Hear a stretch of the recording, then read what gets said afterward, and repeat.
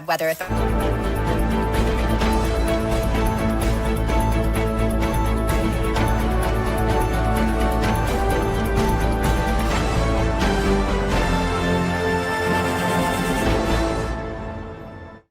The Rob Carson Show is presented by Chapter, Medicare Guidance Simplified. You don't need to live with aches and pains. Visit relieffactor.com today. Most interesting, informative, thought-provoking, and funny show in America. On air and on the World Wide Web. This is the Rob Carson Show. Are you ready to be entertained, informed, and thought-provoked? I'm going to thought-provoke the hell out of you today. Yeah, come on. Welcome to the show. Please come inside. It's already Thursday. Yay, Thursday. Woohoo! Man, there was a big old event on remembering fallen police officers yesterday in the Capitol Hill and the National Mall yesterday. It was beautiful, a candlelight vigil. Absolutely wonderful, and, kind of in the face of all the defund the police bullcrap from the left. It's kind of nice to see patriotism return to our nation's capital. Sunday, a big event bringing God back because, we get our rights from God. That's what made us such a great country, acknowledging that our rights came from God. That's going to be happening. So a lot of cool things happening here in Washington, D.C., where I make my home. I know it's kind of weird. I actually live here. But you know what? It's beautiful. It really is beautiful. It's the first time I've ever lived in any place beautiful. Now I know you're thinking, well, I grew up in Iowa. Isn't Iowa beautiful? Yeah, Iowa's beautiful. Iowa's beautiful. It's just not this and like this beautiful. It's not. I don't know the Potomac River and the Capitol and I'm not saying the Capitol is the most beautiful thing, but the new reflecting pool and the Lincoln Memorial and the tidal basin with all the cherry blossoms and all that. It's really pretty out here, man. It's really pretty out here. So, it's nice. It's nice that Donald Trump cleaned it up, too. It's fantastic. This is just out from Politico. Democrats have a new strategy for going after Donald Trump. Blame him for everything. What? Really? This is the new strategy. Oh, my God. Wait, hold on. This is the new strategy that they've been doing for 10 years. Politico reporting the Democrats are pivoting to a new strategy of demonizing Trump and blaming him for everything. Oh, my God, that's fantastic. 2 weeks after House Minority Leader Hakeem Jeffries promised to invoke maximum warfare anywhere, all the time, upside down and backwards in the rear end. I don't even have anyway, they've been forced to shift drastically into a defensive posture. Thanks to a pair of court rulings that moved the House map toward the GOP because, they're getting rid of the racial gerrymandering, which Democrats have relied on to keep people in inner-city neighborhoods, dependent, angry, and uneducated.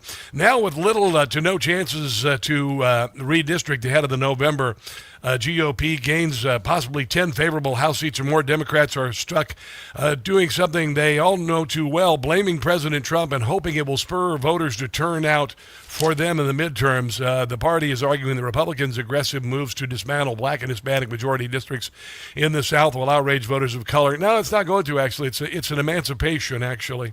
We'll get to that very shortly on the show. There's a wonderful woman online that I've been following as of late, and April Chapman, and she is just fantastic. Hope to get her on the show. She's got some thoughts about. I said that the Supreme Court decision last Monday was the Berlin Wall moment. She says it's emancipation. She could say that because she's a person of color. I guess it'd be racist if I stated the obvious and said that. That said, given the highly unfavorable political environment confronting House Republicans, the extremists will not meaningfully benefit from their scandalous gerrymandering scheme, according to Hakeem Jeffries. Dear colleague, should be comrade, quite the opposite. Democrat enthusiasm and resolve have grown more intense. No, it's just bought and paid for by Neville Singham, No Kings, and all that crap. Since the 2024 election, all they have done is stomp their feet and obstruct. There's no new plan, new ideas, or self-reflection. No self-reflection at all, by the way. No self-reflection at all, and this is going to propel them to defeat, I think, anyway. But what do I know? I've just been right about everything for about 6 years now, so except for the merits thing. That was kind of That was not what I expected. That said, let's move on. Let's talk about Donald Trump. Donald Trump's in China. The military is obvious. It couldn't be better, but those children were amazing, and they represent so much. And I really think this marriage thing is working out really well. I made some serious changes, and I think that 2025 is going to be a great year. I know they represent so much to you. You want a what? You want a what? You and I have known each other now for a long time. In fact, the longest relationship of our two countries that any I got beaten in the midterms. president has had, and that's to me an honor. We've had a fantastic relationship. We've gotten along. When there were difficulties, we worked it out. I would call you, and you would call me, and whenever we had a problem, people don't know, whenever we had a problem, we worked it out very quickly. We're going to have a fantastic future together. Such respect for China, the job you've done. You're a great leader. Did you see how they treated him when he got off the plane as opposed to Joe Biden and Barack Obama? I mean, they had kids waving flags and everything, and red carpet out there and everything. I say it to everybody, you're a great leader. Sometimes people don't like me saying it, but I say it anyway because it's true. I only say the truth. And I just want to say on behalf of all of the great delegation that we have the greatest businessmen, the biggest, and I guess the best in the world. We have... Kind of wanted to go over there and show President Xi who's in his pocket. You know, you got the Elon Musk over here and all that. So maybe you shouldn't mess around with us so much. Amazing people, and they're all with me. Every single one of them. Yeah. We asked we can turn off the oil spigot too. So there's that. Top 30 in the world. Every single one of them said yes. And I didn't want the second or the third in the company. I wanted only the top.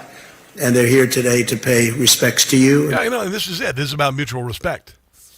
You think anybody respects Joe Biden bumbling and fumbling around, not knowing which way it was up and all that? Also bought and paid for by the Chinese Communist Party. $35 million for the Chinese Communist Party into, 27 LLCs, 9 Biden family members, $160 million for the Chinese Communist Party into the University of Pennsylvania Penn Biden Center, and a Chinese spy balloon allowed to fly over the country. China bought and paid for Joe Biden. They bought and he was their, B word. Donald Trump, not so much the B word. Here is Fox doing a little translating for President Xi. Today, President Trump and I had in-depth exchanges on China-U.S. relations and international and regional dynamics. We both believe that the China-U.S. relationship is the most important bilateral relationship in the world. We must make it work and never mess it up. Both China and the United States stand to gain from cooperation and lose from confrontation. See, this was about Donald Trump going over there and asserting some authority. Because China's been able to do all sorts of crap, steal our intellectual property, spy on us and all of this. And this is Donald Trump going over there, bringing the power and force of the United States as a strong nation, bringing the world's industry leaders in AI and space travel and everything to China to say, here's the deal. You want to have a little mutual respect here? Because we ain't going to be messed around anymore. We're not bought and paid for anymore. That's what this was about. This was about respect. This was about standing before the weigh-in before the MMA fight. That's what this was about. It wasn't talking smack. It was about respect. Our two countries should be partners rather than rivals. President Trump and I also agreed to build a constructive China. And Xi ain't going to survive unless Donald Trump turns on the oil, etc. U.S. relationship of strategic stability. Yeah. To promote the steady, sound, and sustainable development of China-U.S. relations and bring more peace, prosperity, and progress to the world. Yeah, I think this is Donald Trump saying, we can do this nice, or you can F around and find out. There you go. This is brand new from Jim Gossett on the Rob Carson Show. Nothing would be finer than to get my way with China. Watch me do it. Yeah. Here's hoping that our sessions will result in big concessions. Nothing to it. Tariffs kind of work there, Sheeping doesn't scare me. No. He can talk quite tough if he tries to dare me. I will tell him enough. Red carpet. I know he has his eye on taking over Taiwan. Can't let that happen. Not gonna happen. The chairman has to know, unlike Sleepy Joe, I won't be napping. I will tell the Chinese to stay out of Iran. Nice. Xi Jinping, I'm gonna face man to man. Nothing will be finer than to get my way with China and the commies. Dang, that is good. Jim I am Gossett. gonna own those commies. Jim Gossett, baby. Patreon.com, Jim Gossett. That was brilliant. He just sent that right before the show. Jim Gossett did that. And this is the only show that does that. And that's just brilliant. And he made a point, too. It's fantastic. This is why the red carpet, be our guest, or I should say, she our guest, she our guest. That's what it is, man. Welcome, Mr. President. Welcome. We bow before you. That's what it is. It's not wandering off the Air Force One, backward shaking hands at people who aren't there, and no band and no pomp and circumstance. This is about respect, people. It's nice to have somebody who's respected. All right, we got a lot of stuff on the show today. Come on, bottom of the hour, Michael Charbon, the host of the Charbon Report, among other things. This is the Rob Carson Show.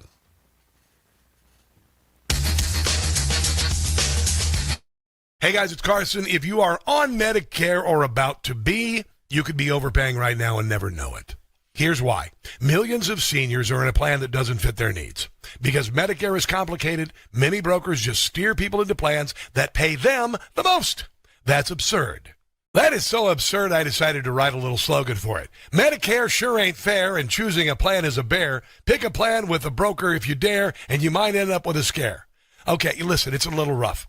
You need to know about Chapter. They're the only national advisor that looks at every plan in the country, matches your doctors, your prescriptions, and your situation to a plan that fits your needs. With Chapter, you'll see what a plan actually costs when you need it, not just the $0 some plans advertise.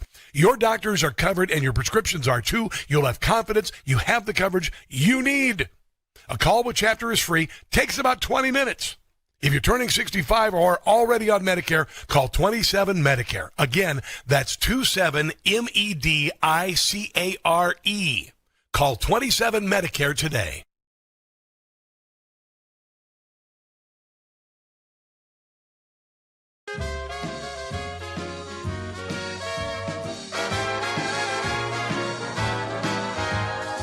Nothing would be finer than to get my way with China. Watch me do it. Here's hoping that our sessions will result in big concessions. Nothing to it. Xi Jinping doesn't scare me. He can talk quite tough. If he tries to dare me, I will tell him enough. I know he has his eye on taking over Taiwan. Can't let that happen. The chairman has to know, unlike Sleepy Joe, I won't be napping. I will tell the Chinese to stay out of Iran. Xi Jinping, I'm gonna face man to man. Nothing will be finer than to get my way with China and the commies. I am gonna own those commies.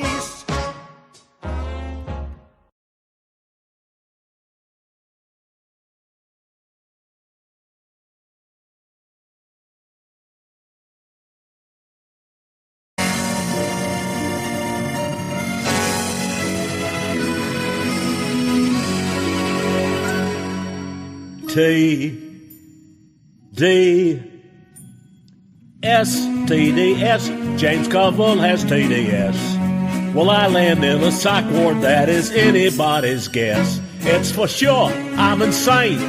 I really can't explain why for Donald Trump I have so much disdain. I'm as crazy as a loon. I'm gonna crack up soon. It's expanding like a big balloon. It's gotten even worse. It's gonna be my curse. TDS, TDS, TDS. TDS, TDS. Is it derangement? I say yes. Whenever Trump is mentioned, I become a giant mess. He causes me such pain, pain I can't contain. Of my existence, he has been a bane, like Ellen and Rosie. In our brain, he lives rent-free, driven me as crazy as can be. It's something I can't shake. How much more can I take? TDS, TDS, TDS. WCBM. Here we go.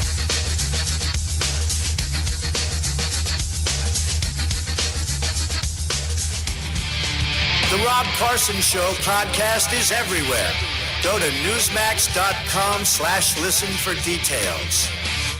We've made the argument to the Chinese, and I hope it's compelling, and they'll have a chance to do something about it at the United Nations later this week when there's a resolution just condemning Iran on what they're doing with the Straits. Look, there's three things. The Chinese have ships stuck in the Persian Gulf because setting up a system that says we're going to let certain ships through but others not, it's easier said than done. And you saw a Chinese, not Chinese flag vessel, but it was a Chinese cargo, got hit over the weekend. I'm sure Iran didn't do it deliberately, but they did it. It happened. And so that's why these Chinese ships are stuck in there. The second is, I don't think that China, it's a huge source of instability. It threatens to destabilize Asia more than any other part of the world because it's heavily reliant on the Straits for energy. And the third reason is because China's economy is export driven, meaning their economy is fueled not by what they consume domestically. Because their people are too poor to buy stuff.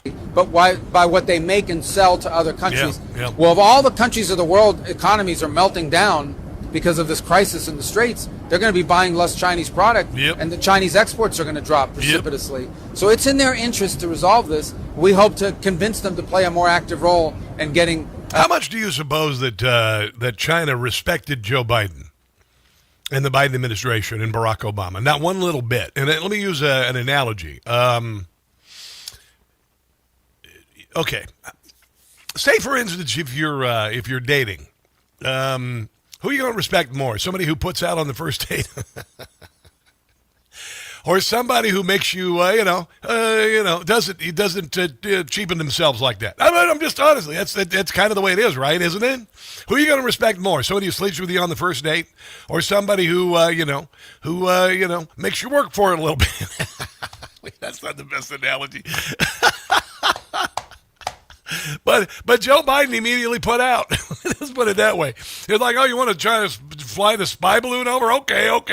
You want to send tens of thousands of military-aged men over the southern border? All right, we'll give it to you. No big deal. Just put a little bit of money on the dresser there. $31 million. To 27 LLCs and 9 of my family members, and you can take advantage of the hell out of us. That's what it is.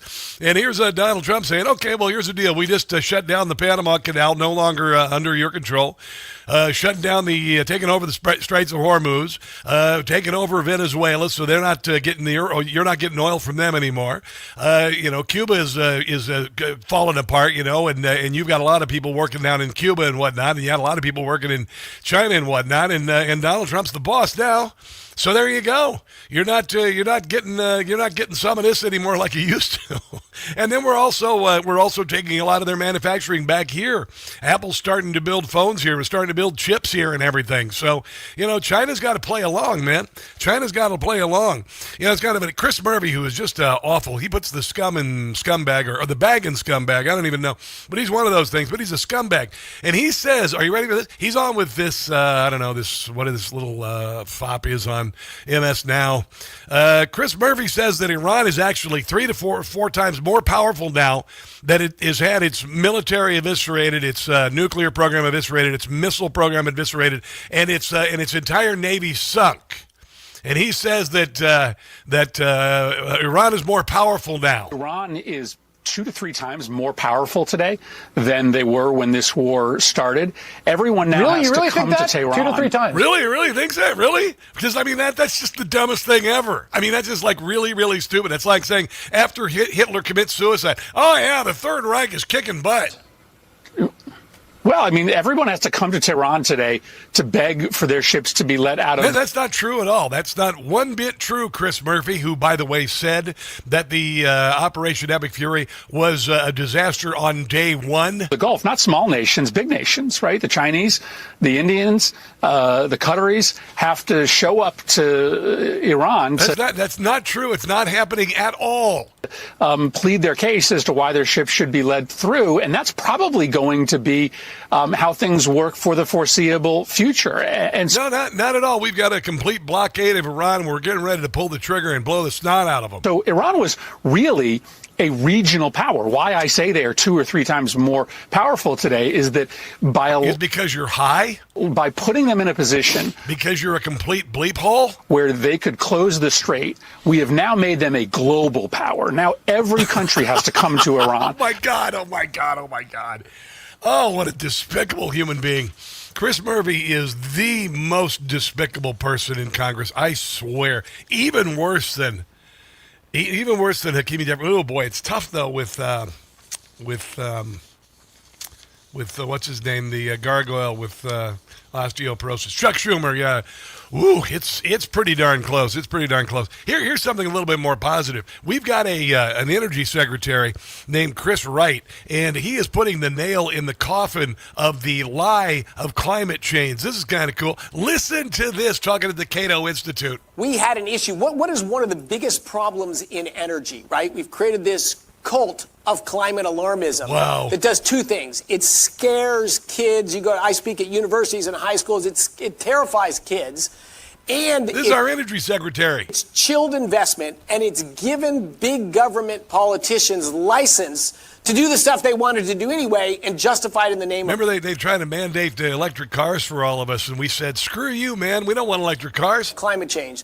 And the Republicans have been terrible at pushing back and explaining why that's nonsense. You know, nobody is engaged very much in the facts and the data of climate change. It is a real slow-moving phenomenon, but at the end of the day, it's sort of a no-big-deal thing.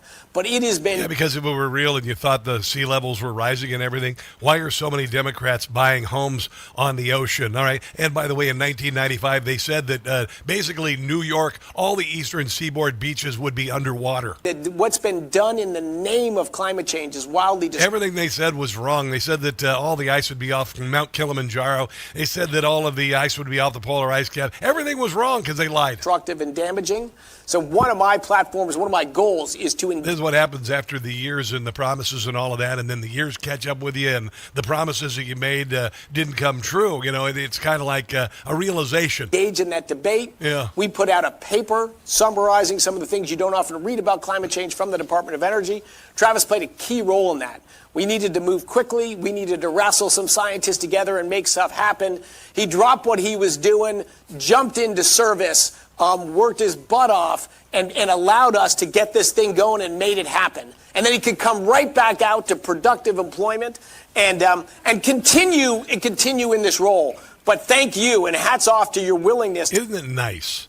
After the decades of just fear-mongering, telling kids that everybody's going to die, the world's on fire. You had that idiot who came over in the sailboat, what is his name, Greta von Thunberg or whatever the hell, come over here and screech and all of that. And isn't it nice that after so many years of that, the deadlines that they promised were coming and the things that were going to happen, the deadlines arrive and they didn't happen, and so their argument is over. Al Gore is back to saying now that there's global cooling. It's not going to work. The bud is off the rose. It was all nonsense. Another one of the foundation of the house of cards that the Democrat Party has been built on is going away. I just wanted to give you that. This is good news. I think that's great news. Coming up, we've got Michael Charbon from Canada, the host of the Charbon Report. A whole bunch of stuff going on up there, including EVs from Canada being blocked from entering the United States because nobody wants them. Barack Obama being paid $400,000 to speak in Canada. Somebody's got too much money.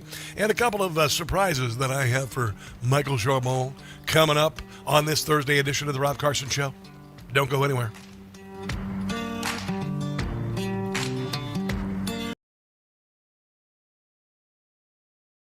Hey guys, it's Carson for Ghost Bed. I am sleeping better than I've ever slept in my entire life. I used to think a mattress was just furniture, but I got a Ghost Bed. Ghost Bed doesn't build mattresses like furniture. They build engineered sleep systems. Their beds are serious health equipment. Beds designed for relief and recovery, not looks. Your body should be healing while you sleep, not fighting for comfort. I noticed immediately, my first night on a Ghost Bed, I slept for 10 hours. If you're waking up stiff, tossing and turning, sleeping hot, even reaching for a pain reliever before bed, hoping tonight will be different, that's not aging. That's your mattress talking. Here's another thing I love about Ghost Bed. You get 101 nights to try it at home. If you don't like the difference, just send it back risk-free.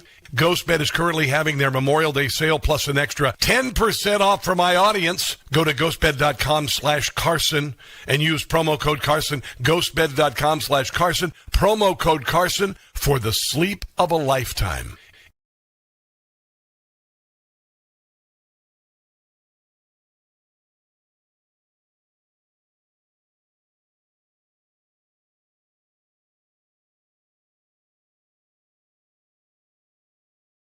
In New York City, Zoran Mandami is doing an estate tax of up to 50%. That's what he's pushing for.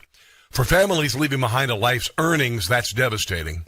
What are you leaving for your family? Do you have life insurance? I do, because I want my kids to be able to live a great life, pay off debt, maybe have it a little easier than I did. You can protect your family with life insurance from Ethos. Get up to $3 million in coverage in as little as 10 minutes by going to ethos.com/Carson. Application times may vary, rates may vary, but protection is there for you. If you get life insurance through Ethos, it'll give you peace of mind in case something happens. Ethos helps provide financial security for your family. Ethos helps protect them in this frequently unpredictable world. There's no medical exam, just answer a few health questions online. Get a rate in as little as 10 minutes. Get the ball rolling today by going to ethos.com/Carson. That's ethos.com/Carson.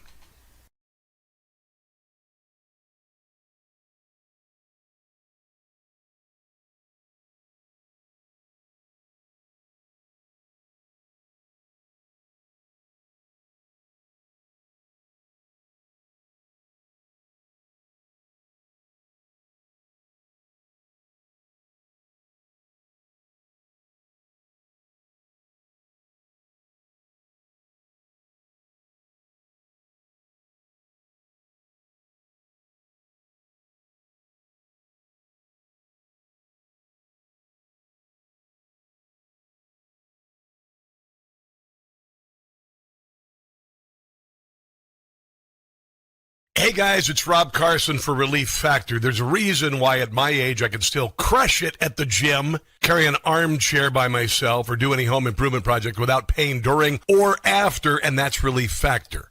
When it comes to supplements, the two things that matter most, it works and you trust it. Relief Factor was created by a combat-wounded Vietnam veteran. He decided to become a doctor simply to help people, to heal them. If pain is holding you back, find out why so many people, including me, make Relief Factor a part of their daily routine. Try the 3-week quick start today. Go to relieffactor.com. That's relieffactor.com. Or call 800-4RELIEF. That's 800-4RELIEF for Relief Factor.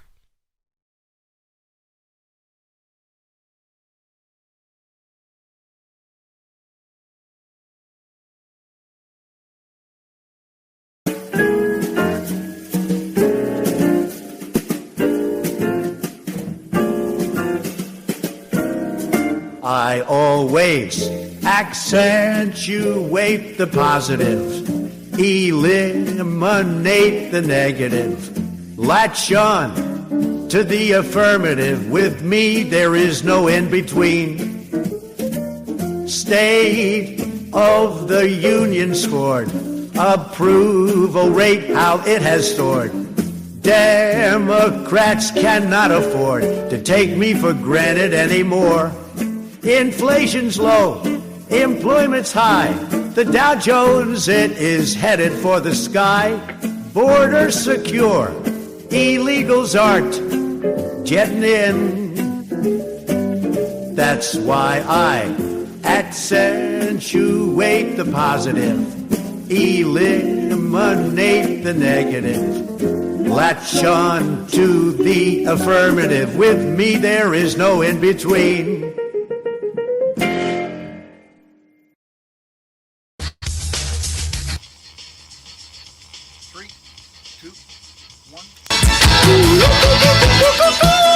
Oh, beauty, go. Take off to the great white north. Take off. It's a beauty way to go. Take off to the great white north. You know, almost as good as having Michael Charbon on is being able to play that song as his introduction. And I don't think anybody in the country introduces Michael Charbon in such a fashion, because Michael Charbon now is exclusively on this radio program at this time on Thursday every single week. How you doing, my friend? Rob, it's an honor to be with you and your nationally syndicated radio listeners, as well as streaming live on Newsmax on the great Rob Carson Show. Rob, listen. Yes. I know that now that you're living in D.C., you're hobnobbing with all the big guys. People want to know, your listeners want to know, when you were on Stephen Colbert's show, did he ask to kiss you? No, and I would have never kissed him, by the way, ever in a trillion years. I heard about that, though.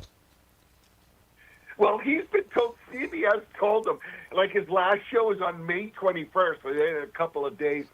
They told him he's got to clear out his office within the next 2 days. You got to love, just the love that CBS has for him. Did you see the all of the late night hosts now who were on his show, and I look at them and I compare them to like Carson and Parr and Leno and Arsenio Hall, and they're just a laughable group of limp-wristed fops. I mean, honestly, what a pathetic cabal, and an awful demise for late night television with these fools. I was raised on Johnny Carson and then David Letterman. Yeah. After those two, I'm sorry, none of those guys can get even. We have bad news about the Oscars. You hear about the bad news about the Oscars? Are they being canceled? No, Conan O'Brien is hosting it again. Oh, yeah. O'Brien was, and I'll tell you this, back in the day, Conan O'Brien is and always has been the funniest man on television other than me. I'm going to throw that in there. But does Donald Trump thinks I'm the funniest guy on TV. But I always thought that Conan was the best, the funniest guy on television. I still do. He's just, decided to go into politics. I wanted to make an observation of President Trump's visit to China. Did you notice the difference of Obama arriving in China and President Trump? Yes. Obama exited the plane via the helps, exited through the rear of the plane because they didn't pull up the stairs for him. I know. Obama did the stairs down the back and basically said, "Hey, how are you?" Welcome. But you know what? Here's the analogy that I use. Joe Biden gave China whatever they wanted for $31 million in 27 LLCs and 9 family members, and I said, "Who are you going to get more respect from? Somebody who puts out on the first date, or somebody you got to work for?" And Donald Trump is that somebody you got to work for, and Joe Biden was a cheap date, and so they did not respect either Biden or Obama, because they got anything they wanted out of Biden and Obama. They were easy to buy and sell. And Donald Trump, this is about respect, brother. This visit is about respect. There's no messing around here. This is about Donald Trump having Xi's his nuts in a vice. I'll just put it that way. Well, President Trump brought the A-team. We're not talking about some schleps coming along. He brought the power of the world on his plane. Oh, yeah. I mean, and I'm telling you, as soon as he comes back from China, I've been saying this for a couple of weeks, I mean, epic fury is going to become Payan pain. Yeah, You know what Payan means in Persian, Rob? I'm not sure. The end. Oh, yeah. Well, they're calling it Operation Sledgehammer is what's going to happen next. So there you go. Hey, he's got to finish this off so that we can start oil prices going down, gas going down, and start the march to the primaries, because we're cutting it a bit close now. And watching MSNBC, I can't believe how Americans still can take that type of information. I have multiple feeds here when I aggregate from my news hits and my stuff on Newsmax. Yeah. And I am embarrassed for you, America. I am embarrassed that something like MSNBC can continue to proliferate. Just like the politician you were talking about before, Rob, what is going on with your media down there? Well, MS now has gone even further left. CNN has always been there. And, you know, it's interesting. Ted Turner started spinning before he went in his grave. He just passed away last week. He was already spinning over CNN's demise. It's absolutely awful. I want to talk a little bit about something you'd mentioned. 50,000 Chinese EVs coming to Canada, and America's saying, don't bring that crap down here. Yeah, our brilliant prime minister here in Canada decided he was going to do a deal with China and import 49,000 electric vehicles. These vehicles are cheap, very inexpensive. Yeah. They're going to undermine our current EVs and our current automotive manufacturers. But the problem is even greater. And here it is with every EV, as you know, with every Tesla and many of the other models, Toyota, etc. Yeah. They have cameras. Yes. They have intelligent response, GPS, etc. Each one of these Chinese EVs has the ability to be contacted by and observed by China. And shut down. That they can basically drive the cars around and see what's going on. Yeah. So America is saying they will not allow them in America, and they're checking VIN numbers, Rob. Yeah, absolutely, 100%. That's they can be controlled, they can be shut down, they can be turned on, all of that nonsense. Now, I'll tell you, they some of the technology they have is pretty amazing. They have an EV that literally you can drop the battery and then drive onto a platform and have another battery added. They've done some pretty amazing stuff. And most of it's been stolen, but you know, there's that. Hyundai, however, is going to invest a whole lot of money in autos in America. Hyundai's making some good cars, by the way. Yeah, and I mean, there's a perfect example. Everybody who's sitting there waving that tariff flag against Donald Trump. I mean, $26 million. Hyundai realizes that if you want to sell cars to the largest group of people who drive cars, lease cars, change cars, and drive, it's America. Yep. And Hyundai is going to produce almost 80% of their vehicles in America. How do you, wait, hold on. How do you pronounce it? Hyundai? Is that how you pronounce it in Canada?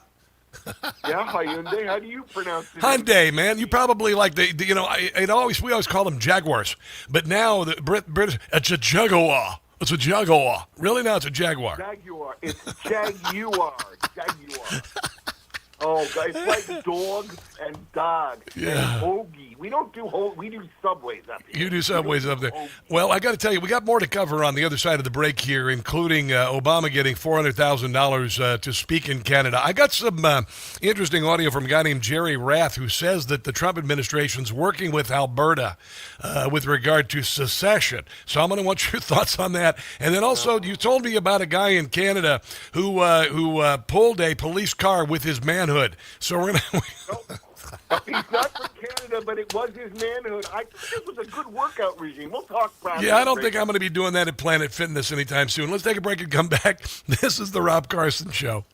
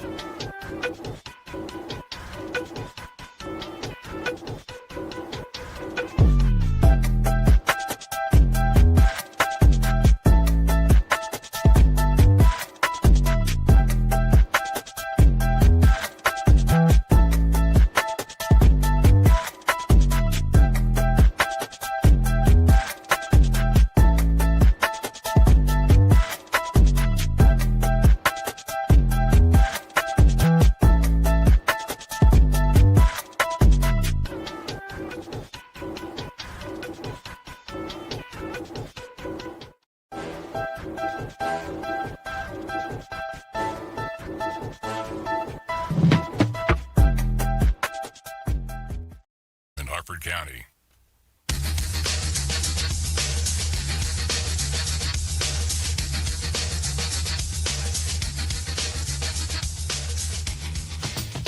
You know, we take what we're doing very seriously, and obviously the attitude of the United States towards Alberta independence, which incidentally is overwhelmingly enthusiastic, is something that informs our movement going forward. If the United States said, oh God, we can't tolerate that, flies in the face of, you know, the communist New World Order, we'll slap a 300% tariff on Albertans if they leave because we want you to remain resource slaves of the communist government in Ottawa, you know, it would be a totally different conversation. But that's not the case. We're gratified that it's the case. And quite frankly, the Trump administration shows Albertans far more respect than is shown to Albertans by the government in Ottawa. Yeah, do you think three of us could get a meeting with Tim Hodgson to talk about the need for a pipeline to the Pacific Northwest so that David Eby can't continue to hold us hostage? Of course not, because they want us to be held hostage.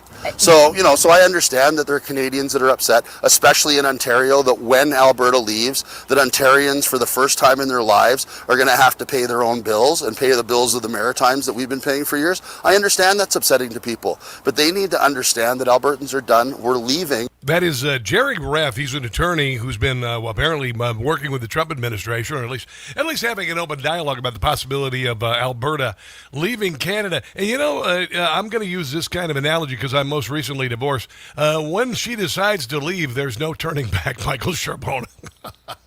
Yeah, well, I think the lawyer's smoking a little bit of beaver dung. 80% of Canadians realize that Alberta is an important part of our country. Yeah, First, but you got to start treating it better.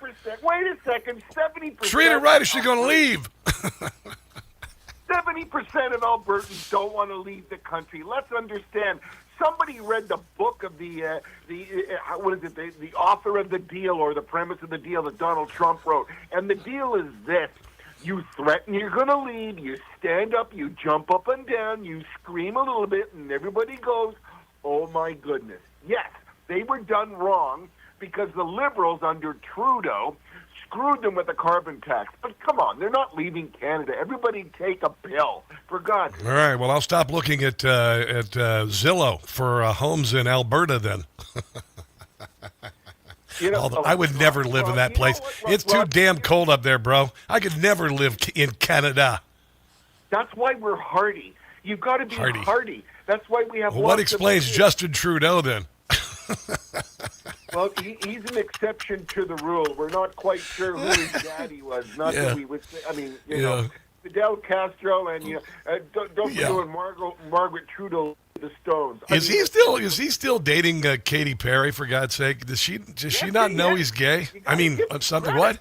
He reeled that one in quite effectively. They were at some concert about 3 weeks ago, and of course, Trudeau was the one who told us that we can't have straws and can't have plastic forks, and put the whole restaurant and service industry in an upheaval here in Canada. And what's he doing? Sitting there eating with a straw, disposable forks, So, do as I say, but Of course, not as I that's what liberal. They're called let them eat cake liberals. But I mean, honestly, what woman in her right mind, other than Katy Perry, would look at a guy who's a big fan of Katy Perry and think, "That's what I want right there." Yeah, but you know what? When you're a rock star, you can have anything and everything you want. So sometimes you draw a little outside the line. He's way outside the line. If I went on a first date with somebody, we got in my Bronco, and I turned on Katy Perry, they'd be like, "Okay, you can let me out of here."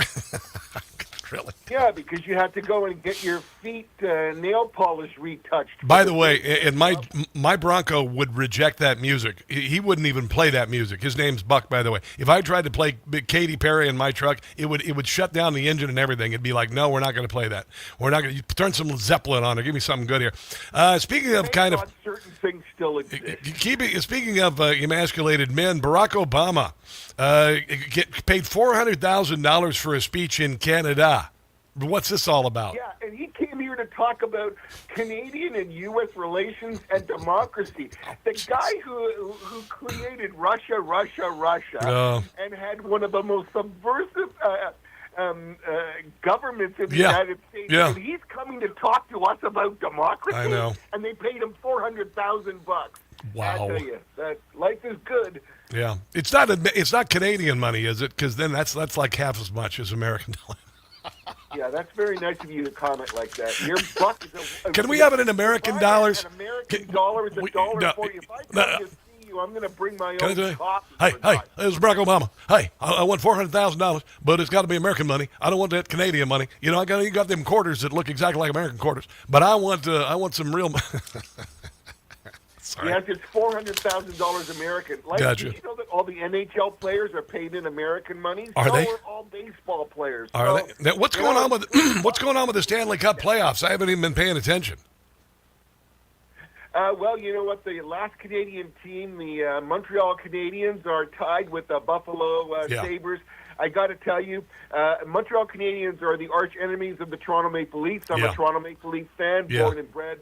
So I'm having a bit of difficulty because I love our folks in Buffalo. Yeah. You know that every single game in Buffalo that they play in hockey, regardless of who the teams are, they play the Canadian national anthem. Respect. And those guys in Buffalo sing it. So it'd be a great place.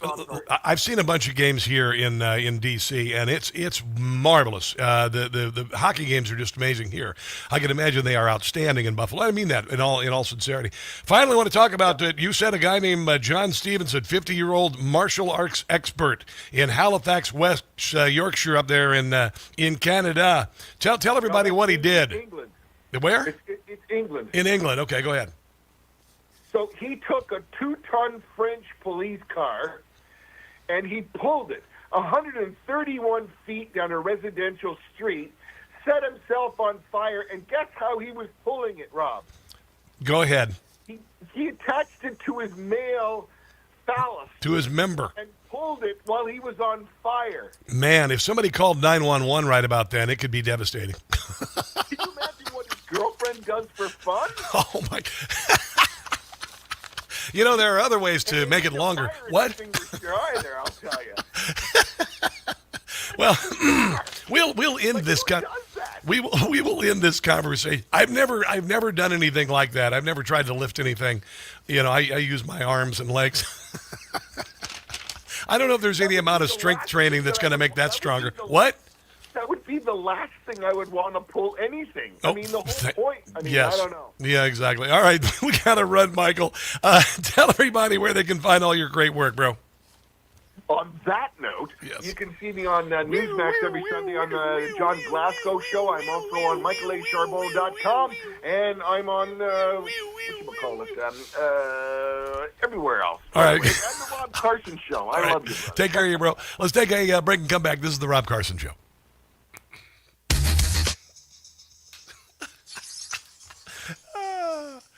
Oh, my God. That's funny. Hi, guys. What's up? Please spare us the visual. Yeah, can you imagine? Obama would request it on a pallet and flown overnight. Yeah, exactly. I love buffalo steak. Buffalo is delicious, isn't it? I love buffalo wings. Buffalo wings are a gift from God. They don't want to leave Alberta. They want to leave Canada. Exactly 100%. Listen, I don't blame them. And I think that you discount the people of Alberta who want to leave at your own folly. Because I think they're tired of it. I think they're tired of the bullshit, to be quite honest. To be quite honest. Hello, Tiffany. How are you? Or Tiffany Jason. And Gerald Paul, how you doing? Trump flew in like a boss. Yeah, man. Yeah, man. It's all about respect. They gave him the red carpet, baby. They gave him the red carpet, man. They gave him the fang treatment. Oh, Kevin Sierra. Hello. You're preaching the gospel over there. Thank you, Kevin Sierra. Kevin, that's great. That's neat. You know, that's neat. I mean, can you say something else? Psalms 91, Matthew. That's great. You know, I understand you're trying to spread the word and everything, but let's try to talk to other people about other things. I do appreciate you. I'm a big believer. I got a little Bible right here. But, you know, we got a conversation going here. Hello, proud to be a Jew. We got so much. What am I talking about next year? Hold on, I get something here. Pete Buttigieg. Oh.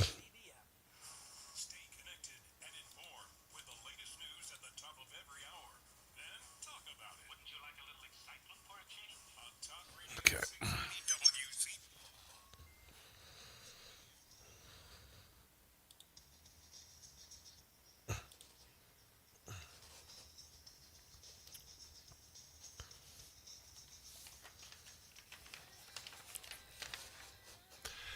There's all sorts of stuff going on in the news today. There's some hearings on Capitol Hill with regard to Northern Virginia, where I live, and Fairfax County.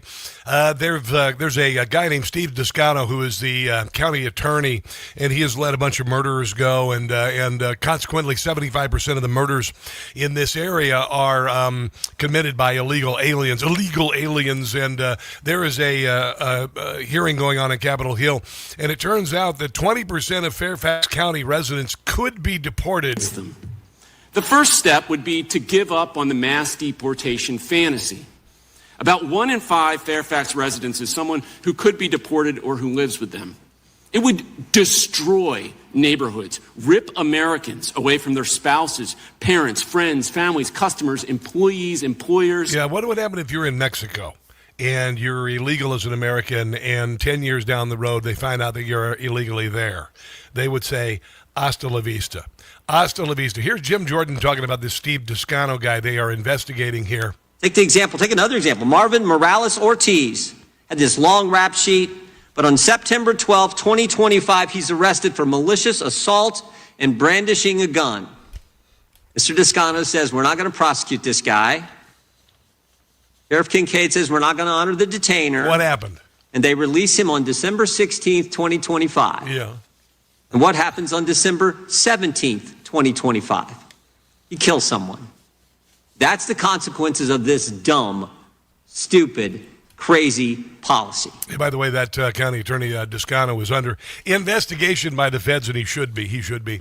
By the way, there are constraints on commodities. Prices go up. We've seen this with the price of gas and oil and the Straits of Hormuz. It's going to be coming down soon. Gold is another limited commodity. You can't print it off, and so consequently you're kind of at the market's whims. And it has gone up greatly over the last few years from $2,600 to $5,600. Right now, riding in about $4,600. People sold their gold in January. People are buying it now. You should too. If you're thinking about investing in gold, Birch Gold giving first-time gold buyers a rebate up to $10,000 on qualifying purchases. So a real incentive to finally get going. While gold is holding steady and low, and lower than it has been a while, this is the perfect time to do it. For details and a free information kit on gold, diversifying into it, text Rob to the number 9898. 989898. It's easy. Birch Gold can help you convert an existing IRA and physical IRA or 401k into a tax-sheltered IRA in physical gold. There you go. Text my name, Rob, to 989898. See if you qualify for a first-time gold buyer rebate up to $10,000. Again, text Rob to 989898. Coming up, more on Fauci covering up COVID and creating the virus. And Greg Gutfeld on the future of the Democrat Party and why they have to lie. That's all coming up. Don't go anywhere.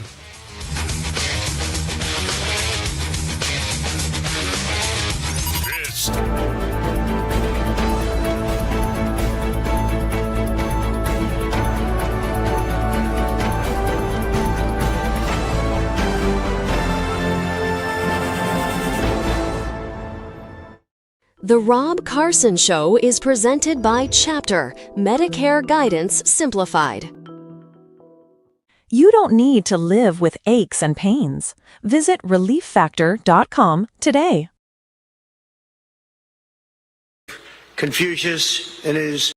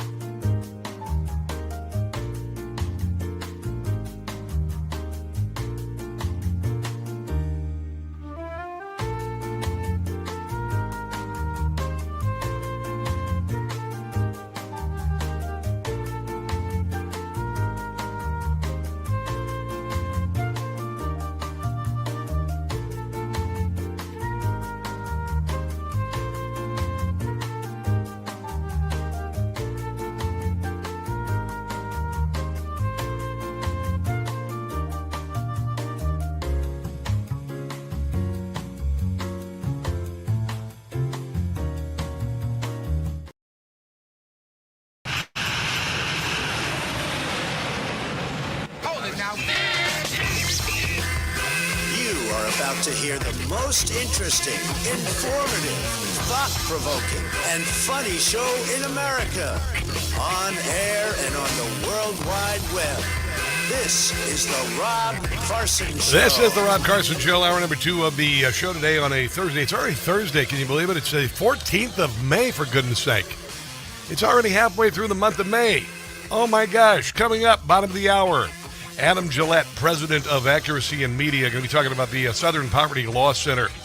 And there's a whole bunch of stuff going on there.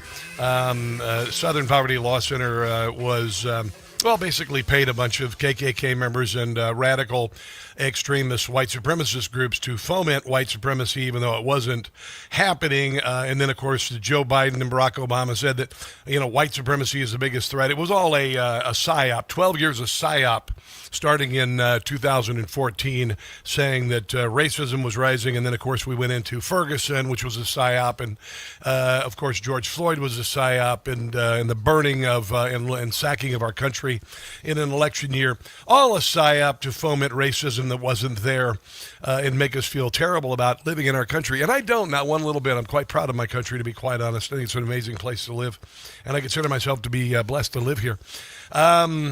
So it's coming out that Anthony Fauci lied about COVID. We all knew this. But we couldn't talk about it because they said it was disinformation and misinformation. I was thinking about this. And, many of you are new listeners to the show.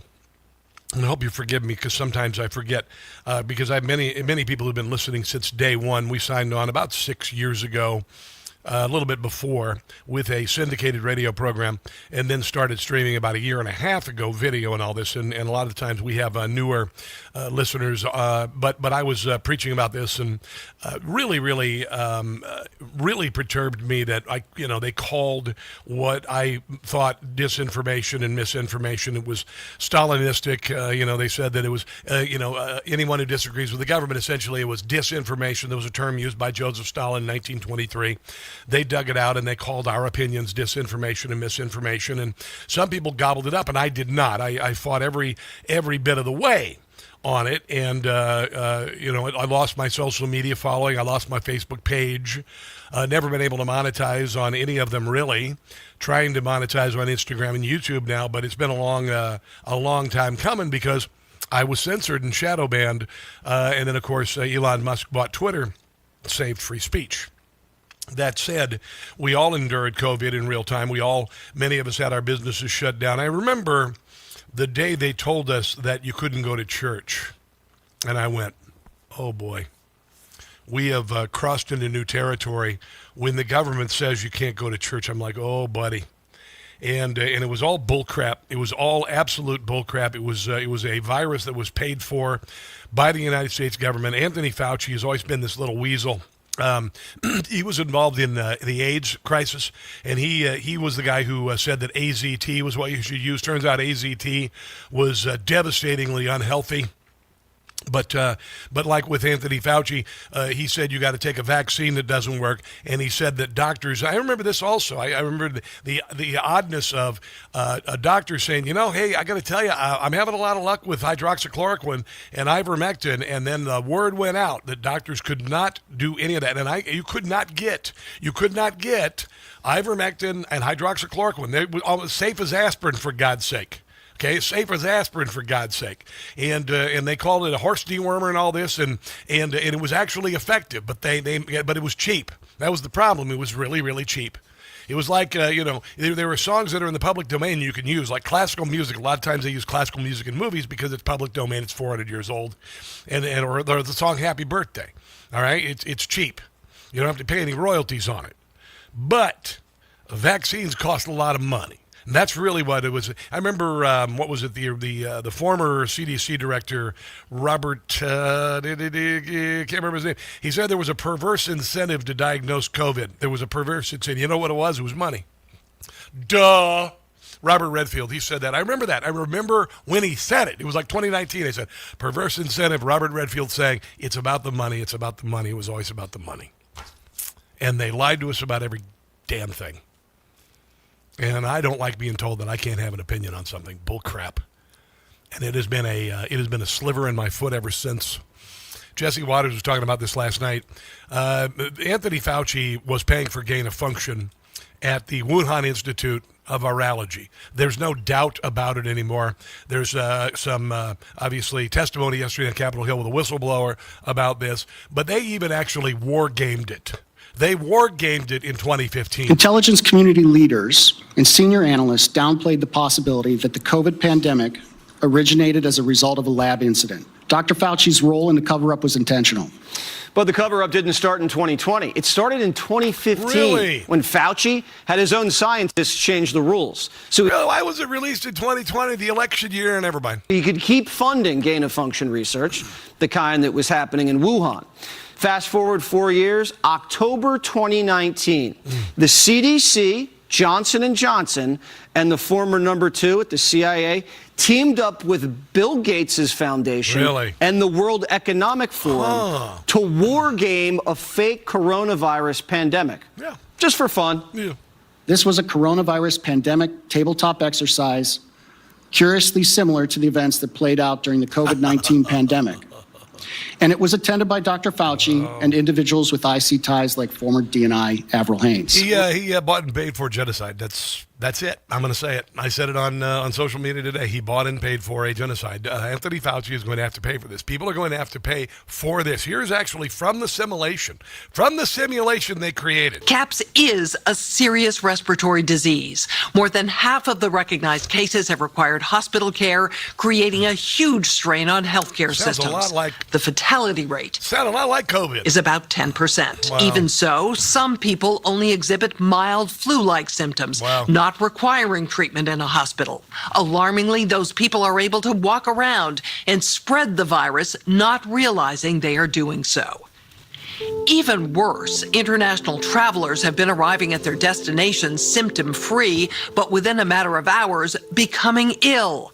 Weird coincidence, right? Yeah, it is right. And people were allowed to leave Wuhan. They were allowed to leave Wuhan when this was happening. It was spread. It was spread. Yeah, I can say that now. It's not disinformation or misinformation. And, of course, Anthony Fauci denied it came from a lab when every freaking clue said, of course it came from the lab. Can you address these suggestions or concerns that this virus was somehow man-made, possibly came out of a laboratory in China? The mutations that it took to get to the point where it is now is totally consistent with a jump of a species from an animal to a human. What Fauci didn't mention, What? 2 months earlier, he'd already huddled up with the top virologist, and privately, they were all worried about a lab leak. Dr. Fauci convened the now infamous February 1st, 2020 call. Some scientists on that call privately raised serious concerns about a laboratory origin. Yet, ironically, those same scientists later co-authored the proximal origin paper, which publicly dismissed the lab leak hypothesis. One author received a $9 million grant from Dr. Fauci's own agency after he changed his opinion from lab leak on the private phone call to natural origin in public. Yeah. I put on my Twitter feed, my X feed. I don't like to say my ex, you know. I'm kidding. Tony Fauci paid for the COVID virus to be created in a lab in Wuhan. It killed 1 million people in the U.S. alone. He caused trillions in business losses and destroyed the lives of millions of children. What penalty should he face? I did a little poll. Life in prison or worse, or nothing? 100% life in prison or worse, by the way. And I believe that 100%. Here is Jesse Waters talking about Fauci lying about the lab leak and retaliating against whistleblowers. Fauci cooked the intelligence to cover up how 1 million Americans died because he had his fingerprints all over that leaky lab. Then the Fauchmeister dropped the hammer on the truth tellers. Yeah. Following the CIA's COVID relook that culminated in 2023, the CIA retaliated against analysts supporting the lab leak hypothesis. CIA managers retaliated against them for their Doesn't this just sound like a frickin' horror movie, like 48 Hours Later?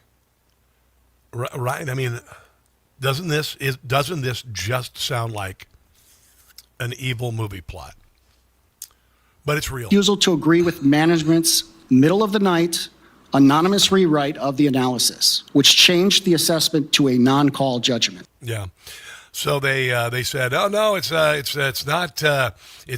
natural, it's not from bat soup, but it's also, we can't really say it from the lab. And then they just changed the definition of gain of function. The NIH has not ever and does not now fund gain of function research. That was a lie.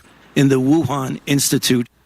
Turns out he just changed the definition of gain of function and kept writing the checks. Several of the BSEG scientists helped Dr. Fauci rewrite definitions of gain of function in 2015 to lift a funding pause on. Who creates a damn virus like this? Who creates something like this in a lab and unleashes it on the world? I mean, this is so profoundly evil. Dangerous research. So the very scientists that were commissioned to investigate COVID were, in some cases, the very scientists who were complicit in the origins of the gain-of-function experiments that may well have created COVID. Remember all the bullcrap about the vaccine, forcing you to get the vaccine and then saying that the vaccine will stop the virus and then saying, no, it doesn't stop the virus, and then saying, it'll prevent you from getting the virus, and it didn't prevent you from getting the virus. Then it said it will lessen the symptoms. All of that bullcrap. Here's Ron Johnson yesterday during the hearing talking about all the people who were injured because of the vaccine. We need to get to the bottom of this, and right now I'm just using this moment. I need the mainstream media, CBS, ABC, CNN, to step forward and start covering what is a major scandal. How many thousands, tens, hundreds of thousands of people are permanently disabled or possibly lost their life because our FDA hid the fact that there were safety signals screaming at them with the COVID injection. So again, you can't answer all my questions in terms of but we need to figure out who is running this deep state. They even had a vaccine injury reporting site called VAERS online, a government VAERS site, and they censored that from being on social media. Here's Ron Johnson last night on CNN saying, why don't you cover the damn story? But I'll tell you the story I really want you to cover. I sent you this report, just as I was standing here, is the major scandal we uncovered in my committee 2 weeks ago about how the FDA on March 1st, 2021, knew that their safety surveillance system was going to hide and mask serious safety signals on serious adverse events. 26 days later, they were shown the safety signals on things like... Talking to Jake Tapper not saying anything. Sudden cardiac death, pulmonary infarction, Bell's palsy, other types of strokes. They continued to use the system that they knew hid these signals. That's what you ought to have me on. The mainstream media is completely covering this up. I'm calling out the mainstream media. Start covering this major... Yeah, Jake, you're ignoring it like Joe Biden's dementia. Let's take a break and come back. This is The Rob Carson Show.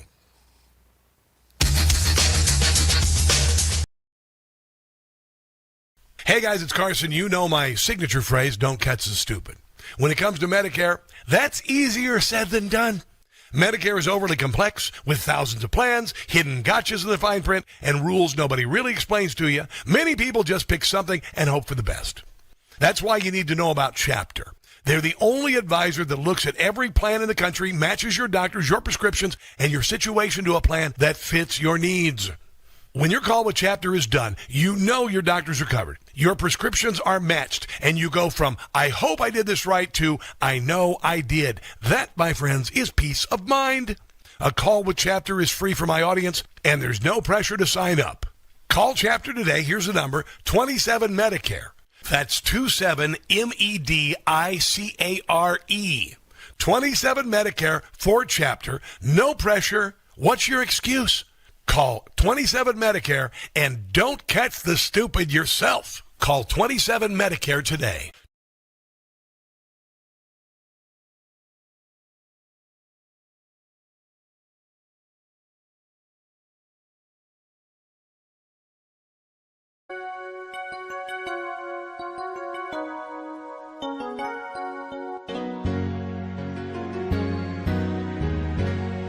Two girls that swore well groped before. They say there's 50, maybe more. It's a sordid tale. Eric should be in jail for all the girls he groped before. It finally forced his resignation. He left the Congress in disgrace. And now we have an explanation why female staffers carried mace. To all the girls that he attacked, and to the women who fought back, Swalwell needs to pay. Arrest Eric today for all the girls that he attacked. To all the years that he should serve, a prison stay he does deserve.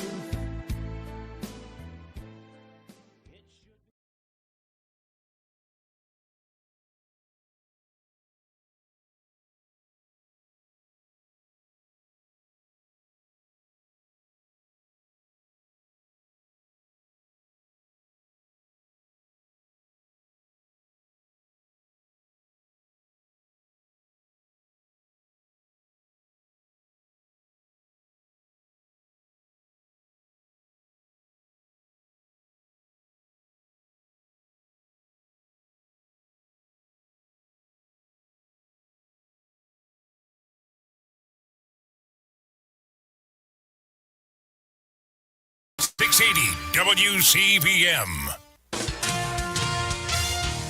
Hi, folks. I'm Alan Ellis. We talk about fishing, hunting, and the great outdoors. Damn it.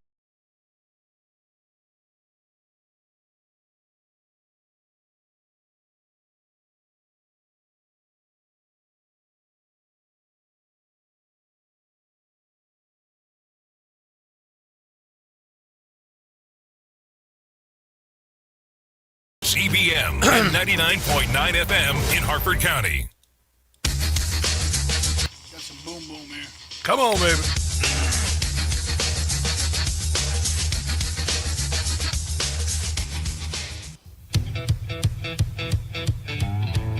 Would I launch strikes in Mexico to stop drugs? It's okay with me.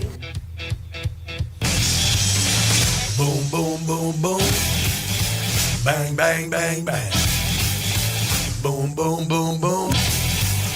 How, how, how. John Lee Hooker classic covered by Big Head Todd. Gen X's gift of music. Thank you very much. The Rob Carson Show. So the Democrat Party and Joe Biden used COVID to blow up the size of the federal government 40%, and then they looted the Treasury. That's the way it happened, and all of the government largesse, all of the programs that you and I were, hoping to eventually use, like Social Security, or I should say more so Medicare, Medicaid, and whatnot, were completely, what's the word I'm looking for? Hoovered out to give all sorts of largesse to illegals who are coming here across the border. They opened the southern border wholesale. It's kind of a plan or something, right? Here's our president talking about that. We have to remain liquid. We can't give everything away based on a number. Here's an example. When I was president, the number that you're talking about was a tiny fraction of what it is now. Biden went totally crazy, gave it to anybody that would ask, gave it to people that were able-bodied, had no problem. Anybody that would ask, we get the number. And it's many times the number of people are on. This wasn't meant for that.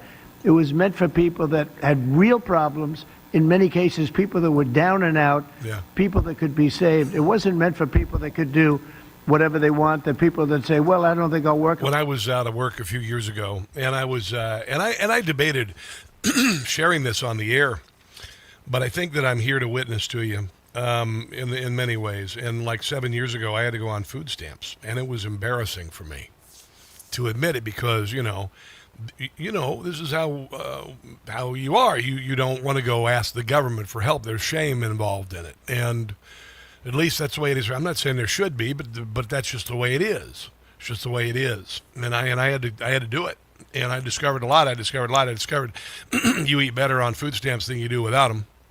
Depending on how much, if you're lower income and not eligible, you're going to eat a whole lot better on food stamps. And I also noticed that you go to Sam's Club on the beginning of the month when that card is recharged, man. You can always tell the people who are food stamp recipients because they just load up the cart with everything without any regard for the price or anything. It's like salmon and steak and all this stuff and all of that. That's the way it is. It really is. It's pretty crazy. But it got a whole lot worse. And in places like Minneapolis, in places like California, and places all over the country, a lot of foreigners, I said it, them damn foreigners, Somalians and whatnot, decided to abuse the crap out of America. And in California, Russian mafia got involved by opening hospices where people go to die. And using people's identification to open up a hospice in a strip mall next to a liquor store that didn't actually have anybody on the they weren't taking care of anybody. And lo and behold, Dr. Oz shut down 800 of them. 800 of them in California, and none of them complained because they were all fraudulent. We believe that at least half of the hospices in the entire area around Los Angeles are fraudulent. And today we announce 800 of those hospices have been suspended. Yeah. Mr. Vice President, if your core business was shut down by the federal government, would you call? Yes. You would call. Yeah. Crickets. We have less than 20 who have complained. We're not even sure those are legitimate.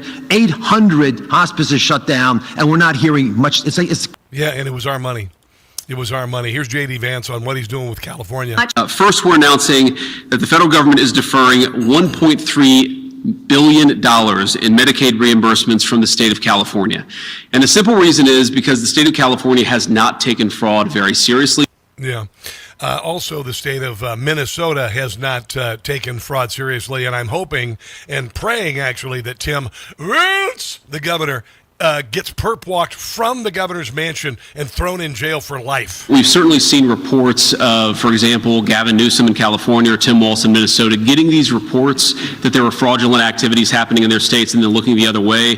Whether that rises to the level of criminal conduct, I think it did. No, but we're certainly looking into it. I'm willing to say that. That's my opinion. Because as much as we care about protecting... Because I'm not stupid. ...these programs, we also care about ensuring that federal and state officers aren't violating the law. And if they are violating the law, then of course we have to prosecute them. Yeah. You know why I think that Tim Walz was involved? Because they punish so many whistleblowers. This is Kristen Robbins. She's a Minnesota legislator. It's going to take many years, unfortunately, to undo the damage that has been done to taxpayers and vulnerable residents. We found that the Walz administration enabled fraud by having a culture that accepted fraud, tolerated fraud, tried to suppress fraud in some ways, and did not hold anyone accountable in the agencies. Tim Walz, Minnesota nonprofit accused of siphoning $6.5 million for luxury cars, Vegas trips, lavish personal spending.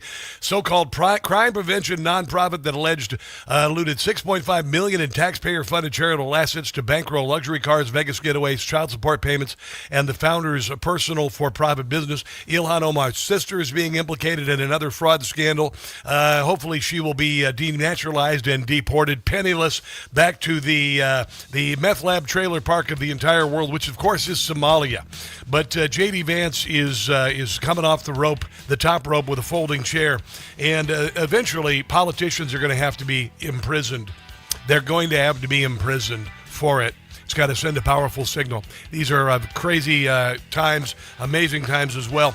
Adam Guillette, president of Accuracy in Media, to talk about the Southern Poverty Law Center next. Don't go anywhere.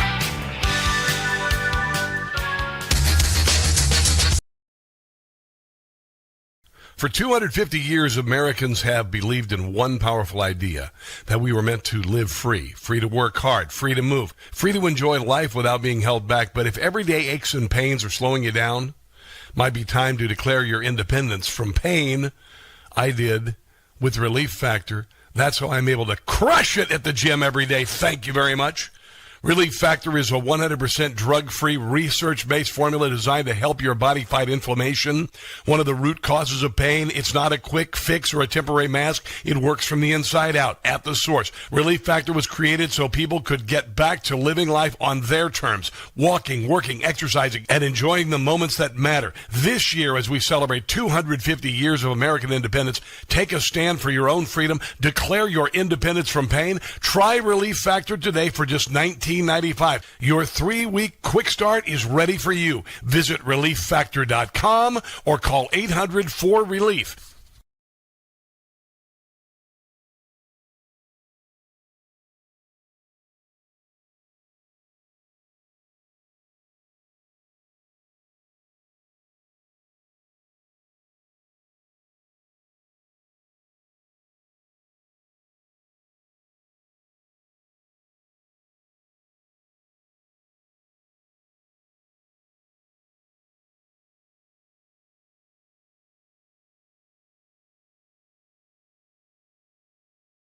Hey guys, it's Carson for Ghost Bed. I am sleeping better than I've ever slept in my entire life. I used to think a mattress was just furniture, but I got a Ghost Bed. Ghost Bed doesn't build mattresses like furniture. They build engineered sleep systems. Their beds are serious health equipment. Beds designed for relief and recovery, not looks. Your body should be healing while you sleep, not fighting for comfort. I noticed immediately, my first night on a Ghost Bed, I slept for 10 hours. If you're waking up stiff, tossing and turning, sleeping hot, even reaching for a pain reliever before bed, hoping tonight will be different, that's not aging. That's your mattress talking. Here's another thing I love about Ghost Bed. You get 101 nights to try it at home. If you don't like the difference, just send it back risk-free. Ghost Bed is currently having their Memorial Day sale plus an extra 10% off for my audience. Go to ghostbed.com/Carson and use promo code Carson. Ghostbed.com/Carson. Promo code Carson for the sleep of a lifetime.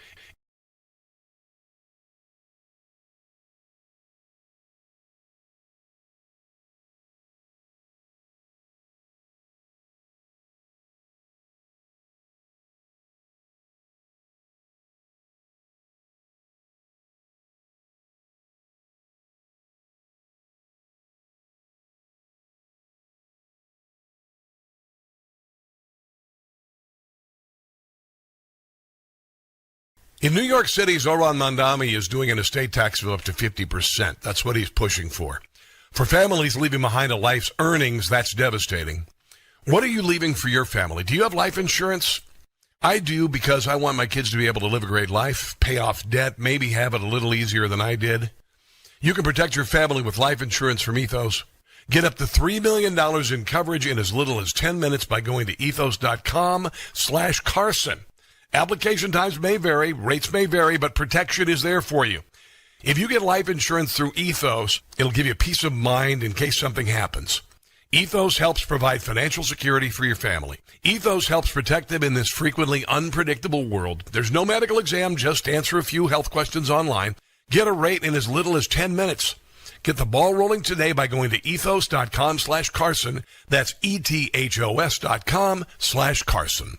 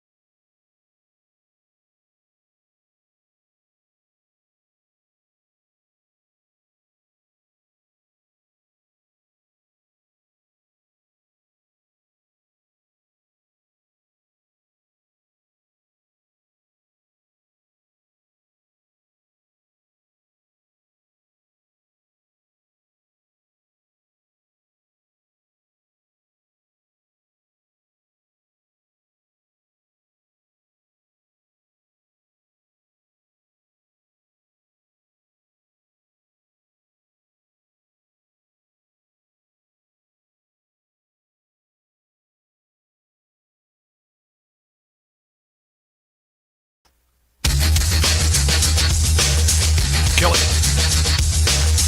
They never got an apology. That's so wrong. Never got an apology. It is the Rob Carson Show. Welcome to it. Joining us on the Newsmax hotline is Adam Guillette, the president of Accuracy in Media. And I want to share something real quick here. This is my kids used to go to Montgomery County Public Schools in Maryland, and now that this SPLC paying off the KKK and everything to foment racism has come out, she is saying that every bit of material that SPLC brought to classrooms needs to be disregarded. Good Good afternoon. My name is Rosalind Hansen. As you might recall or know, recently the Southern Poverty Law Center, or SPLC, was federally indicted based on evidence that they funneled nearly $3 million of donor money to pay actual KKK and neo-Nazi operatives, the same groups they claim to fight. Now, you're probably wondering what this has to do with curriculum. Well, the SPLC's Learning for Justice social justice standards are baked into our own social studies curriculum. MCPS has proudly championed it, and the SPLC even features us online bragging about how we are using their curriculum to re-educate white students so they could have the right historical knowledge. There you go. That is a mom bringing some documents and fighting it back against this nonsense, and the SPLC being exposed for what they are is really helping out. Adam Guillette, what do you think about that, brother? Well, it's morally outrageous, and the deception is even greater than people realize, because 90% of the school districts in America use a classroom curriculum service called Newsella, which partners with the 1619 Project, the Howard Zinn Education Foundation, and they partnered with the Southern Poverty Law Center, so they could be assigning your child homework assignments from the Southern Poverty Law Center, but it would say Newsella on the masthead, so you'd be none the wiser. Yeah, and this all started about 2014 or so. I wrote a piece on Substack called 12 Years a PSYOP, because I remember my son was 8th grade, my daughter was in like 3rd grade, and all of a sudden, even though my son's school was 10% white, and his friends were all different colors, all of a sudden we started hearing about white privilege and white supremacy, and we all know that white supremacy was a fringe, lunatic fringe movement that never took hold, and all of this. But all of a sudden it became a big deal, and this was all Barack Obama and the Southern Poverty Law Center, wasn't it? That's exactly right. And it's so funny because when you talk to sociologists about how to bring people together, they say focus on what we have in common, not our differences. And as Americans, we have so very much in common.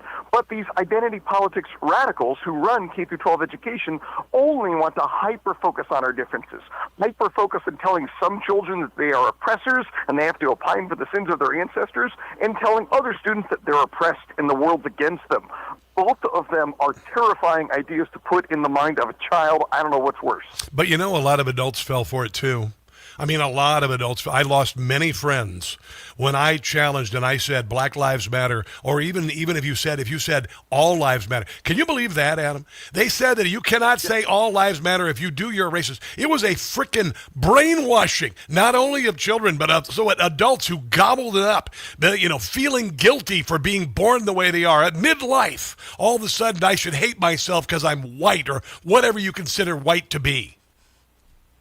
And people think this sort of thing is only in Montgomery County or Loudoun County or the deep blue areas. I've personally been undercover in over 250 school districts in red states, and the deep red communities are oftentimes some of the worst, because these administrators think they're on an evangelical mission to spread the gospel of Marxism to your children starting in kindergarten. Well, that's really what it all is all about, actually. We know this, that communism isn't about raising all boats. It's about lowering the successful people to a lower level and spreading the wealth around. That's when you look at what supposed white people, right? Okay, white people could be everything from Slovakians to Germans to English to Italians to Greeks, and they happened to come over here and build this country, and they were very, very successful. And what they did was this movement said to all of those people, you are privileged, and slaves built the country. That was not true. Slaves benefited the plantation owners largely, but a lot of people lived in poverty, dirt poor, whether it be Irish who helped build the railroads along with the Chinese across our country and whatnot, or lived in boroughs in New York City. All of a sudden, all of the poverty of those people disappeared. All of the bloodshed, all of the toil that they did to build this country meant absolutely nothing. And it was ultimately meant to bring down people who are successful. That's what it was. That's precisely exactly what it is. Essentially, their DEI teachings do away with the golden rule. And instead of, do unto others as others would have done unto you, they view the entire world through a prism of, if you're an oppressor, it's okay to use violence against you, and it's moral, in fact. It's merely resistance to oppression. That's the logic with which they defend the October 7th terror attack. If they were more active then, they probably would have defended the 9/11 terror attack using that same logic.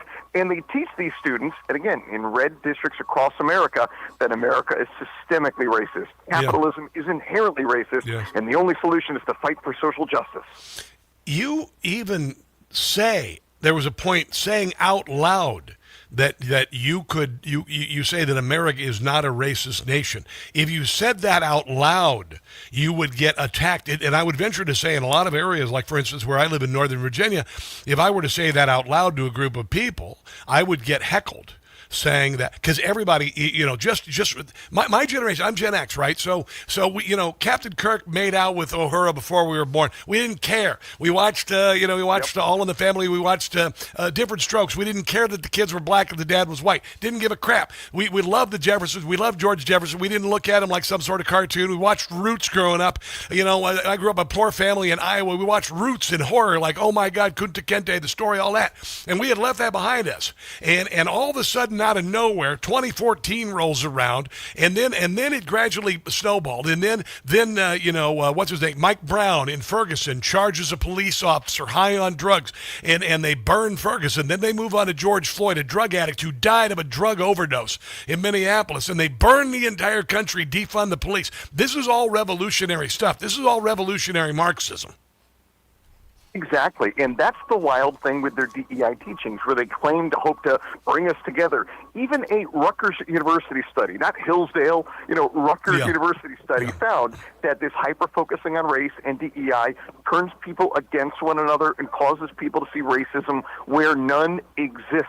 Boom. And that's why we're in a society such that if the KKK wants to have crazy, racism to fight, they have to fund it themselves, or the SPLC has to fund it themselves. Well, this is why, for instance, everything is Jim Crow, everything is racism. You heard people on CNN, Bakari Sellers, say that the SCOTUS ruling that eliminated race-based gerrymandering, he said it erases everything that's happened since 1896. So Muhammad Ali, MLK, Rosa Parks mean nothing because that ruling brought us back to 1896. That's the sort of nonsense that this has helped to. This seeded all of this nonsense, didn't it? And they teach in many of these school districts that phrases like, I think the most qualified person should get the job, are racist. Well, I mean, if that's racism, I guess I'm a racist, because I think regardless of the skin color, I think it's perfectly reasonable for the most qualified person to get the job, which again is why, since we're such a non-racist country, certainly not perfect, but I think the best, they have to fund actual racists. The Poverty Law Center viewed Charlottesville not as a tragedy, but a money-making opportunity. 100%. That's all it was. And if you don't believe me about America being diverse, look at our Olympic team versus China. There's one thing about the Chinese team. They're all freaking Chinese, okay? So honestly, enough. Jesse Owens went to Nazi Germany before World War II for America, for goodness sake. Listen, Adam, I've got more I want to cover. Melissa Tate is this wonderful, I don't know if she's a journalist or whatever, talked about Scholastic Books. These books that we used to order when we were at school, we'd all order Scholastic Books, and we'd wait a month or two and we get our Scholastic Books. It's all propaganda bullcrap now. I want to share that on the other side with Adam Guillette, president of Accuracy and Media. Let's take a break and come back. This is the Rob Carson Show.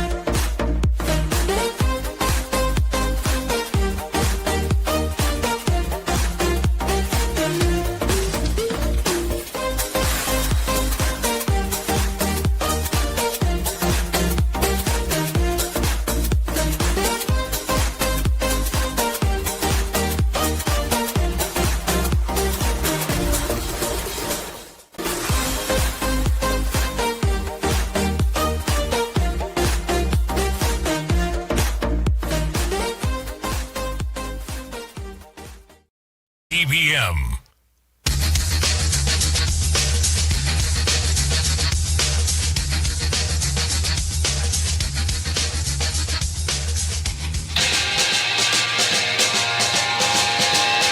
So 2025, President Trump just gets elected. Basically, nothing gets started yet. They come out with an agenda. Page 18, if anybody is able to look this up, is about opposing ICE. But this is like right away. He just got elected. They already started planning how to oppose ICE. Then it is actually connected to what I'm holding here. This is from Scholastic, and this is information about American immigration laws. And if anybody, again, wants to look it up, we'll link it. But it basically teaches you how to essentially defy ICE and reuse these terms of immigration and basically say that these are undocumented immigrants.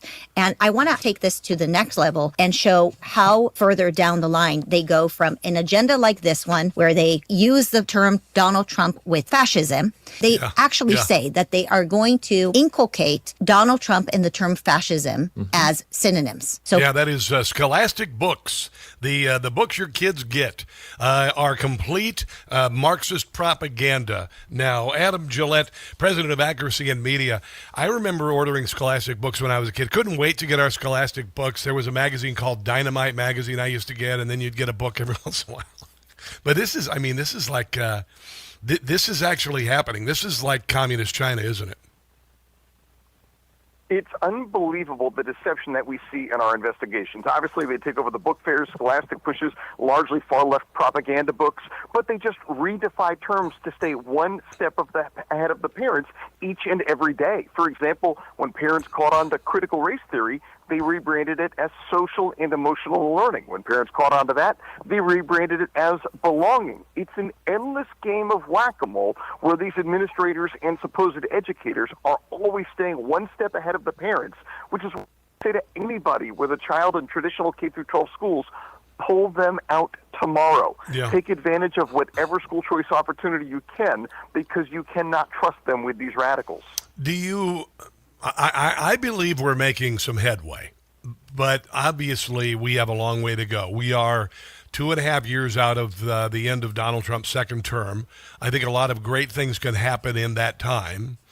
You've got a lot of universities got a little slap upside the head with regard to DEI. They, of course, have moved things around. They've relabeled departments and whatnot. But do you suppose, I would have to say we are making some headway, if anything, about awareness?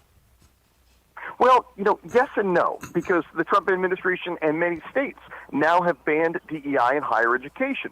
We go in with our hidden camera investigators and find out in state after state, university after university, they're ignoring the law. They just simply change their job titles and keep doing the exact same DEI work. The upside is, though, in many of these states like North Carolina and Texas, when we release these investigations, these people get fired, and the rest of the remaining administrators start following the law, which is just a crazy idea to consider, of course.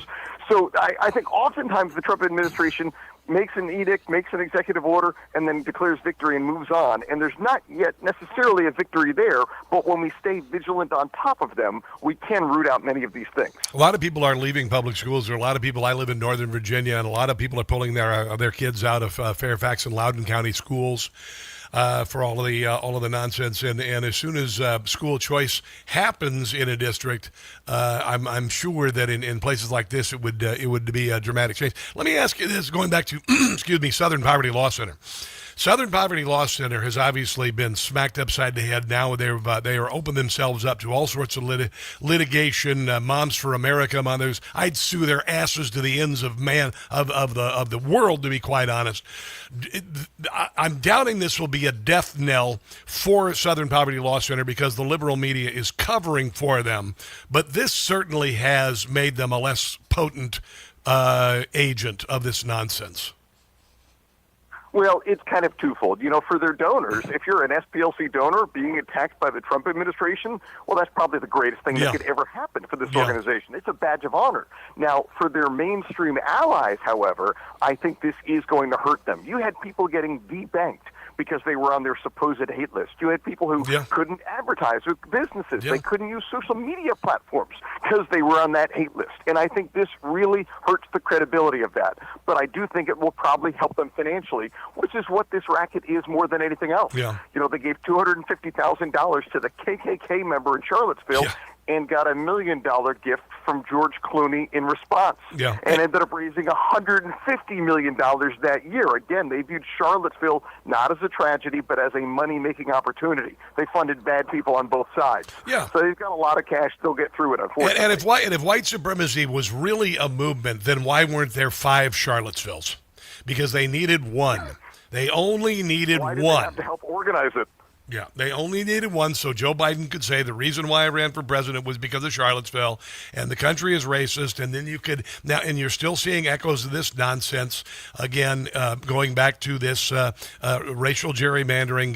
I'm glad it happened, but they're still trying this nonsense. It's slavery and all this, and I really think I really, and I've been saying this for 30 years of my career, that eventually these cries of faux racism are going to be, it's going to be crying wolf, and it's going to fall on deaf ears, and I think we're getting real close to that. Adam Gillette, what do you think in closing? Well, that's exactly right. You know, people make the joke there's no better time to be a real racist because the actual term has lost so much weight to it. And it says something good about our society that they had to fund the KKK in order to have an opponent to battle. I love a society where you can't really find enough actual KKK members in real life and you got a problem to do it. And I love a society in which people will now take this organization far less seriously than they ever did previously. Bro, it was a real pleasure. It's always a pleasure having you on, Adam. I really, really enjoy our visits. Accuracy in Media, it's AIM.org. Also, Adam Gillette on Twitter. Thanks for joining me, man. If you need anything, we're here for you. Okay, bro?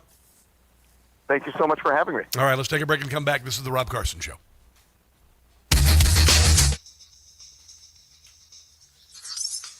It's one of the blessings of this job is I get to talk to cool people like that, you know? He's just together. I mean, did you hear him? Just concise and smart and phenomenal. I'm very, very fortunate to talk to people like that and talk to you crazy people. Oh, you crazy people like Wild Bill West. What's going on? Tomorrow's your birthday? Wild Bill West, tomorrow's your birthday? You got to remind me tomorrow so I can wish you a happy birthday. Awesome, bruh. Awesome, bruh. My birthday's in October. Deplorable Dinosaur, hello. Oh, Gladys Kravitz swallows well as a persona non grata, shunned by his fellow evildoers. Yeah, swallows well. They've ghosted him. They've ghosted him. Brian Cloutier on Twitter. Hello, good afternoon. Glad to have you joining us today on the Twitter. Got a lot of people watching on the Twitter. Lindsay Marsden. Hello, Greg Carlson over on Facebook. Hi. Look at all the thumbs up. Look at all that. Hi, guys. Love you guys. You're the best. You kick ass. You take names. You're awesome. The best. Oh, I'm going to play some comedy here.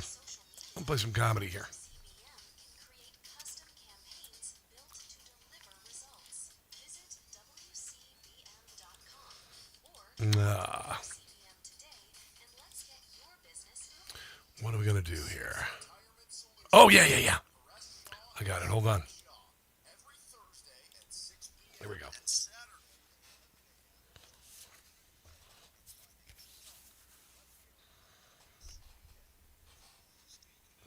I had to talk.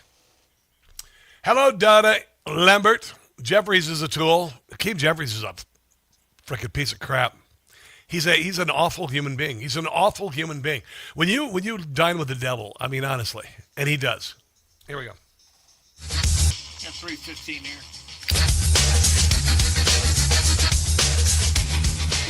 So Ken Paxton is way out ahead of John Cornyn in Texas. That's good news. These rhinos are getting their keel hauled.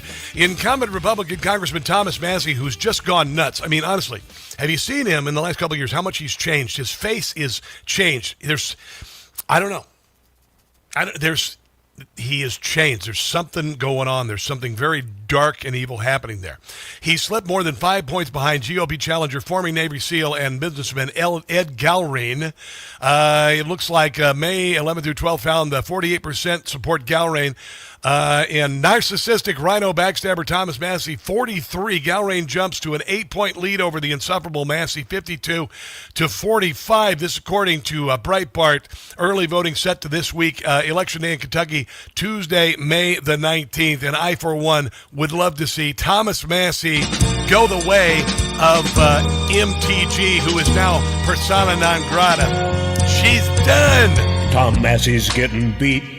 His eventual defeat is something that we'd really like to see. You will not be missed. Trailing in the polls so badly, he could lose in the primary. This is Jim Gossett, by the way, in case you didn't know. Yeah. Tom Massey's just like Mitch. He really ought to switch That's a good bit. affiliation and become a Democrat. Seldom do you see Tom back the GOP, leave the party. Come on. And that will be that. Come on. Kentucky Tom is a rhino. Rhino hunter. Phony conservative, you just know it. He's not our friend. He's a backstabber. Record he can't defend. Come on. Career needs to end. This great Kentucky Tom. Kentucky Tom. Kentucky Tom. Mr. Kentucky Tom. That's fantastic. Yeah, he's going bye-bye. That's absolutely good news, I think, as far as that is concerned. So, on the other side of the top of the hour, Spencer Pratt, TMZ decides to go after him because he's done this ad where it has an Airstream trailer parked where he used to live, and TMZ's like, "You said you live in it, but you don't actually live in it," and they thought they really had him, and he ate them for lunch. Also, Jamie Raskin decides to challenge a 16-year-old kid on the separation of church and states, which Jamie Raskin claims to know like the back of his hand, but he doesn't. He ended up looking like a complete fool on Capitol Hill. That's all coming up in the final hour of the Rob Carson Show. Also, Burt Jones running for governor, MAGA backed in Georgia. Don't go anywhere.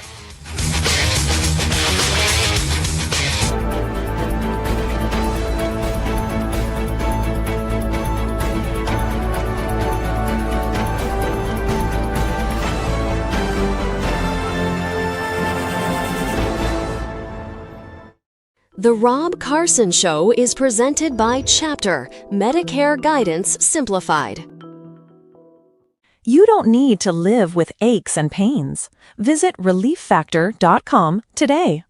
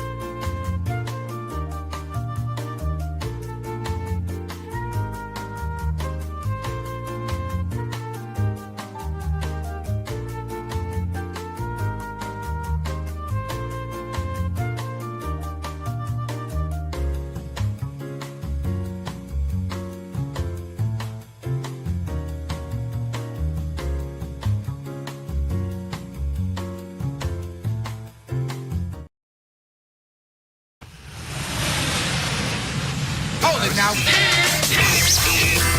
You are about to hear the most interesting, informative, thought-provoking, and funny show in America. On air and on the World Wide Web.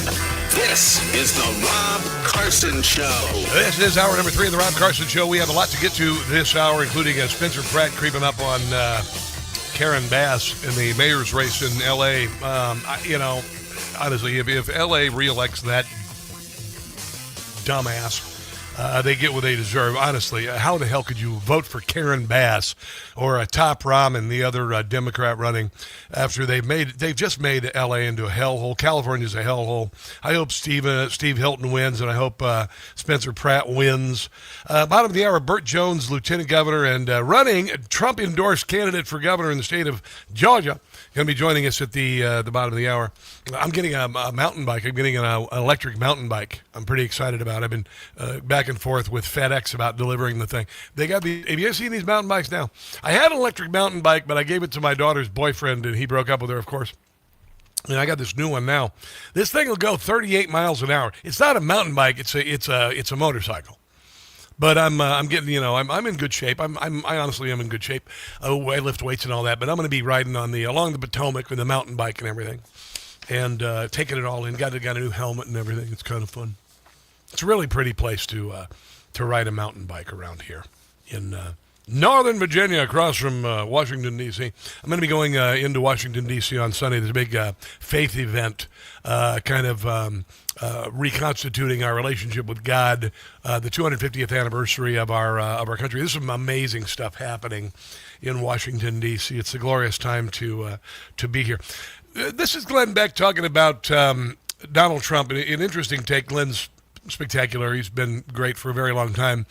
About why Donald Trump is buttering up Xi. Today, here he is in a meeting room full of Chinese people as they're getting ready to talk to President Xi, and listen to what President Trump says. You and I have known each other now for a long time. We've had a fantastic relationship. We've gotten along. When there were difficulties, we worked it out.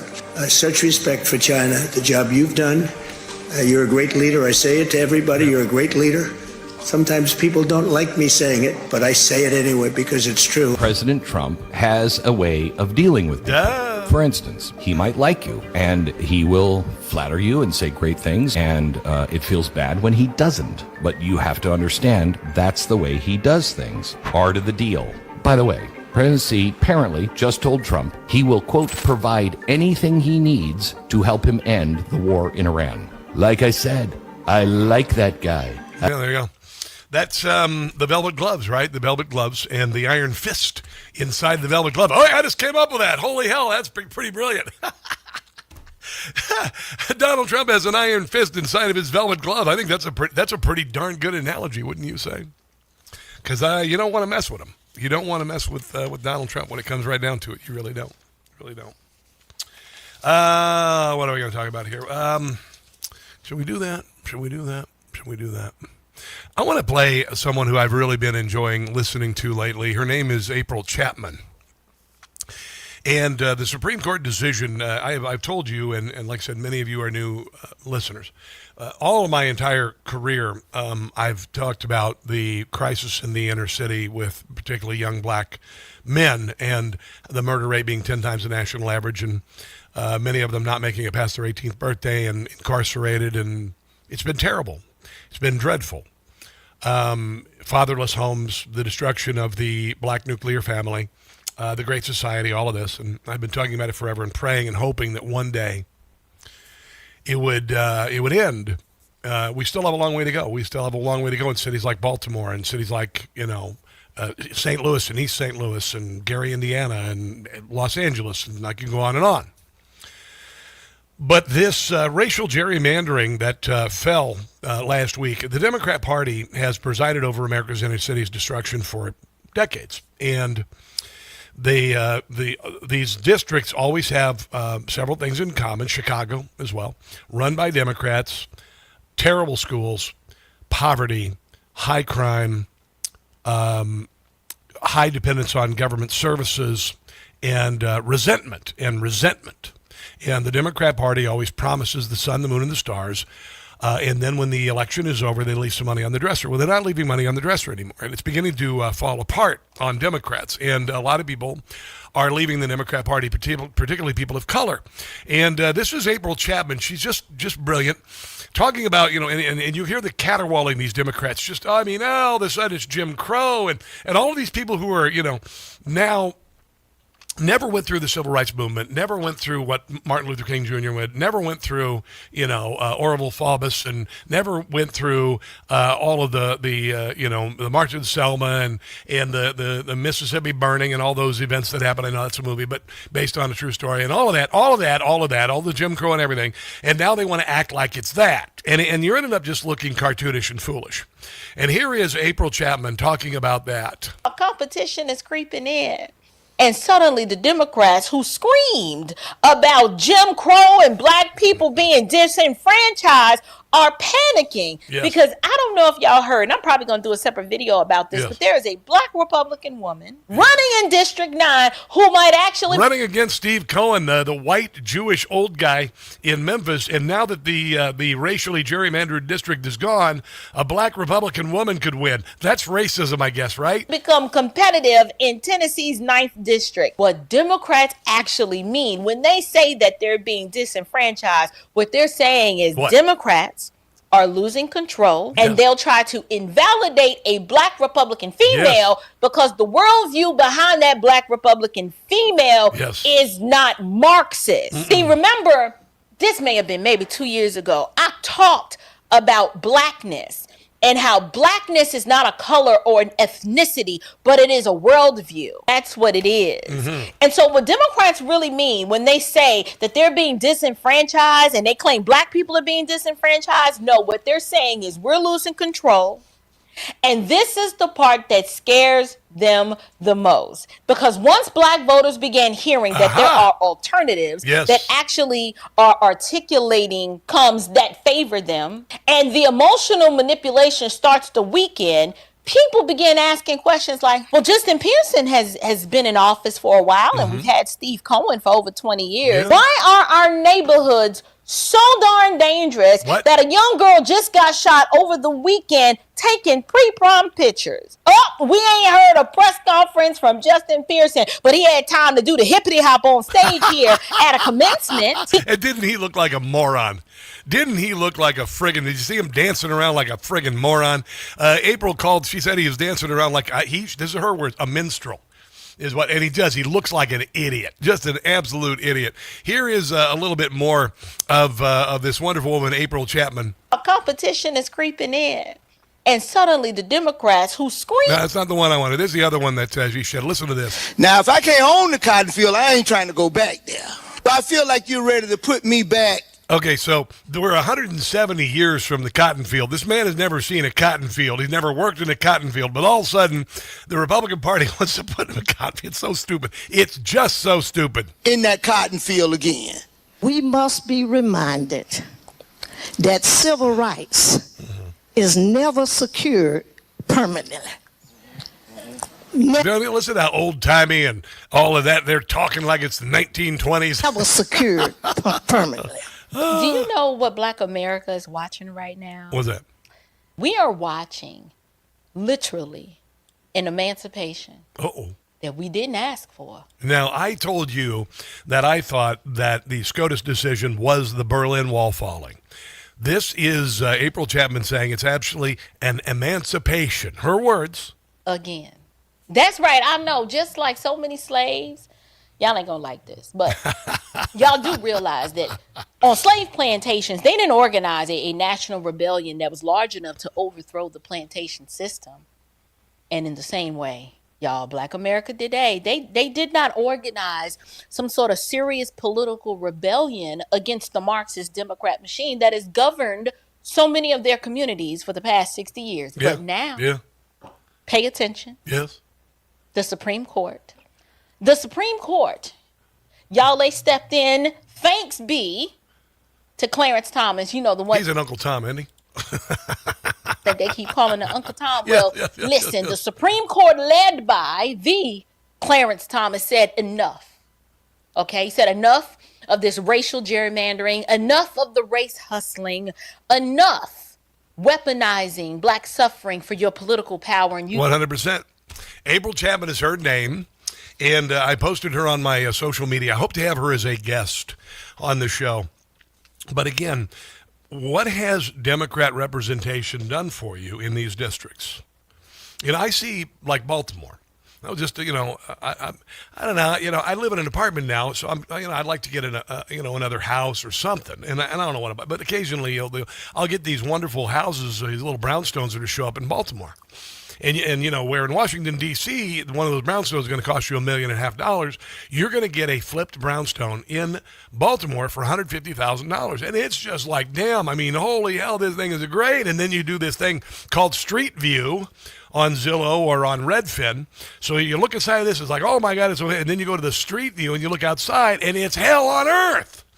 Across the street, the brownstone across the street is boarded up, and there are ashes, burn marks above where the windows are that are boarded up that show that it was, and then there's a car down the street with the windows bashed out of it. And Baltimore doesn't have to be that way. It doesn't have to be that way. When I lived in Washington, D.C. in the early 2000s, we used to go up to the Inner Harbor of Baltimore. It was beautiful. It was crowded. It was marvelous. You could go down there, go to Hard Rock, and then you'd go over and you'd see the USS Constellation, this old ship, and then you'd go into a dozen restaurants. And now it's vacant. Now it's hell because Democrats have done it.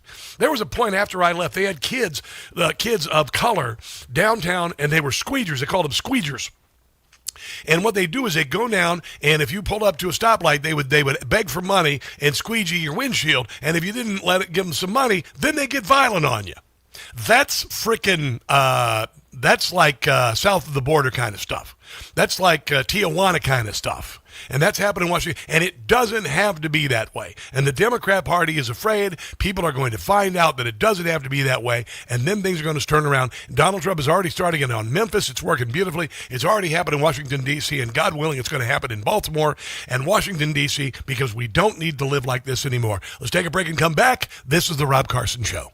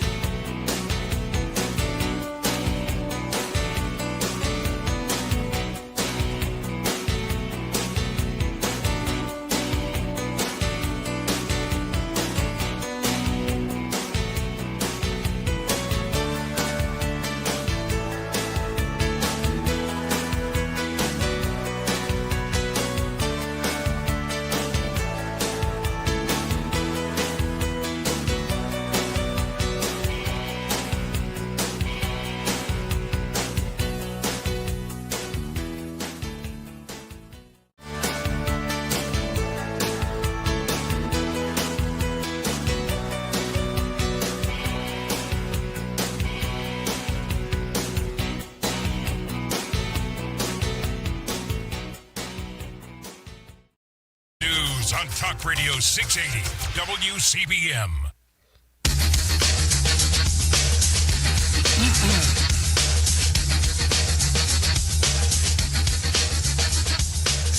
Who would not want voter ID? Only somebody that wants to cheat.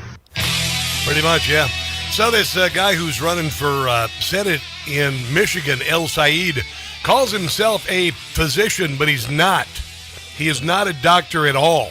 And yet he'll probably still get elected because Democrats don't give a rat's behind. Here's Greg Gutfeld on the Democrat Party and why they can't be honest. He claims he's a doctor, but he isn't a doctor. Who does he think he is, Jillian? Dr. Jill? What is it with Dems and false credentials?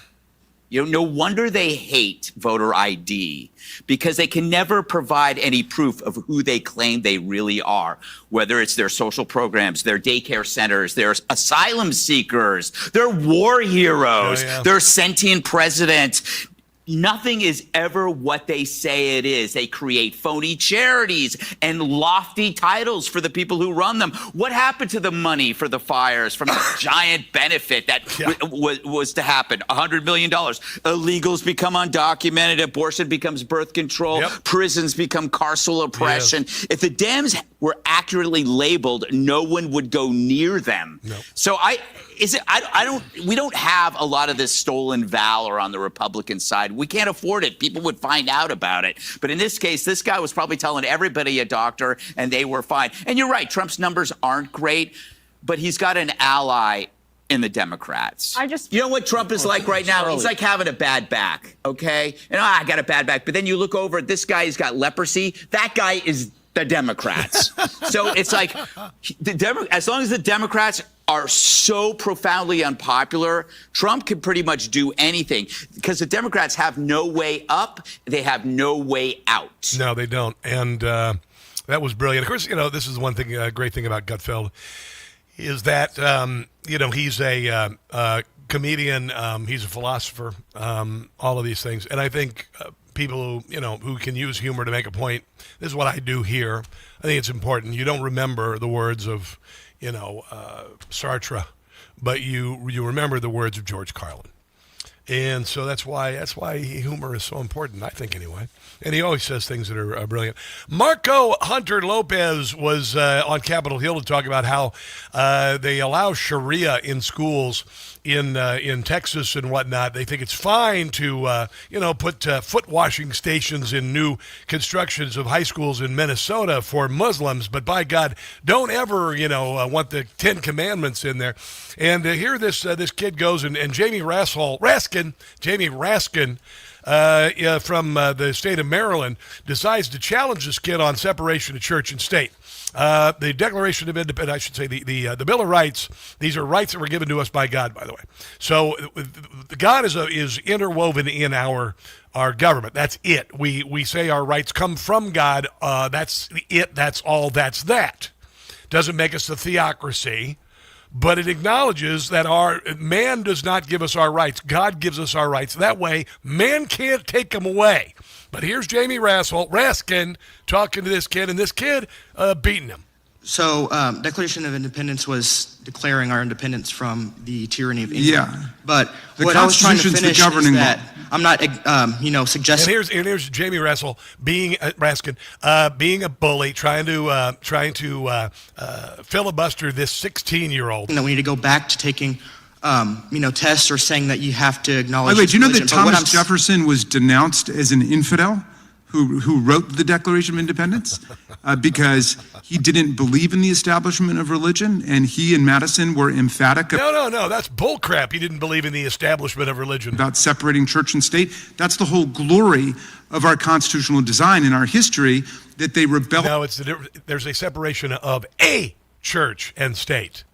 A church and state. Against centuries of religious warfare between the Catholics and the Protestants, and witchcraft trials, Inquisition, Holy Crusades. America proclaimed the separation of church and state. No. What Thomas Jefferson described in his famous letter to the Danbury Baptists as a wall of separation That was a letter, not a law. Boom! Okay, so I'm sorry, what did he just say? What did he just say? And by the way, yes, Jefferson never, this was not any sort of law. This was a letter that he wrote. And witchcraft trials, Inquisition, Holy Crusades. America proclaimed the separation of church and state. What Thomas Jefferson described in his famous letter to the Danbury Baptists as a wall of separation. That was a letter, not a law. Boom. Okay, so your position is that America is a theocracy? You didn't let me finish my original statement, and I understand you have limited time, but what I was going to say is I'm not suggesting we need to go back to anything that's in writing, but what I am saying is we need to acknowledge... Well, I think we should go back to something in writing. I think we should go back to the First Amendment. Oh, yes, the Constitution, yes. Obviously, but what I'm saying is that, how I said original colonies were requiring declaration of faith to run for office. I'm not saying we have That's why we have a First Amendment. What I'm saying is that we do... That's precisely why Jefferson wrote it. We do need to acknowledge our Christian heritage in America. That's what I'm trying to... You can acknowledge whatever heritage you want, but you can't impose an establishment of religion on a religion, you idiot. That's all you need to know. It's not a religion. It doesn't mean you separate yourself from God, because our rights come from God, you moron. Unbelievable. This kid was also talking about how Sharia is treated different than the organization that he's involved in. I'm not going to be able to play all this right now because it's just too good. This kid does, however, mention the danger of Sharia, because Sharia is religion as the state. The dangers of allowing Sharia to be promoted in public schools are real and immediate. Sharia is not simply a personal religious observance. It is a comprehensive legal and political system that includes unequal treatment, restrictions on free speech, harsh punishments, and fundamental incompatibility with the U.S. Constitution, Texas law, and American values of individual liberty and equality. Handing out materials that present Sharia favorably to minors during the school day without parental approval risks normalizing ideas that undermine the very principles our public schools are supposed to uphold. Absolutely, 100%. That kid is bright, and he made like Jamie Raskin look like a fool. This kid is Marco Hunter Lopez. He started a GOP student club and has been harangued by administrators, while the Sharia club, the Muslim club, is perfectly fine. You see what's going on here? Anyway, pretty fascinating stuff, and again, made Jamie look like a fool, which isn't hard because he started out as a fool. There you go. Lieutenant Governor and current Trump-endorsed candidate for governor in Georgia, Burt Jones, joins us next. Don't go anywhere.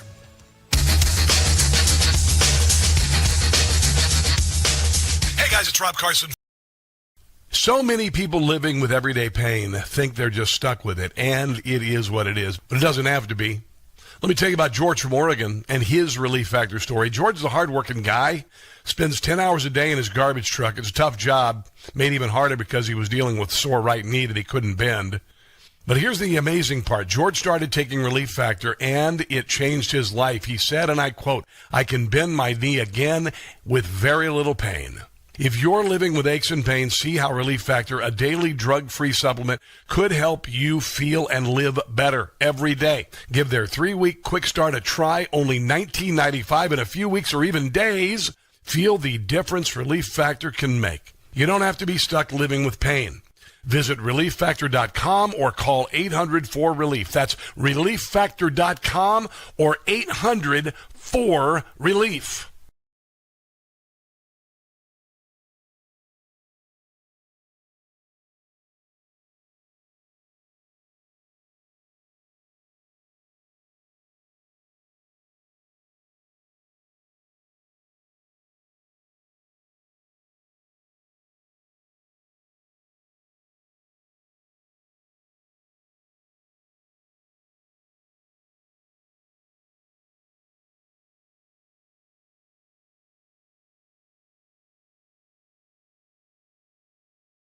In New York City, Zoran Mandami is doing an estate tax of up to 50%. That's what he's pushing for. For families leaving behind a life's earnings, that's devastating. What are you leaving for your family? Do you have life insurance? I do, because I want my kids to be able to live a great life, pay off debt, maybe have it a little easier than I did. You can protect your family with life insurance from Ethos. Get up to $3 million in coverage in as little as 10 minutes by going to ethos.com/Carson. Application times may vary, rates may vary, but protection is there for you. If you get life insurance through Ethos, it'll give you peace of mind in case something happens. Ethos helps provide financial security for your family. Ethos helps protect them in this frequently unpredictable world. There's no medical exam, just answer a few health questions online. Get a rate in as little as 10 minutes. Get the ball rolling today by going to ethos.com/Carson. That's ethos.com/Carson.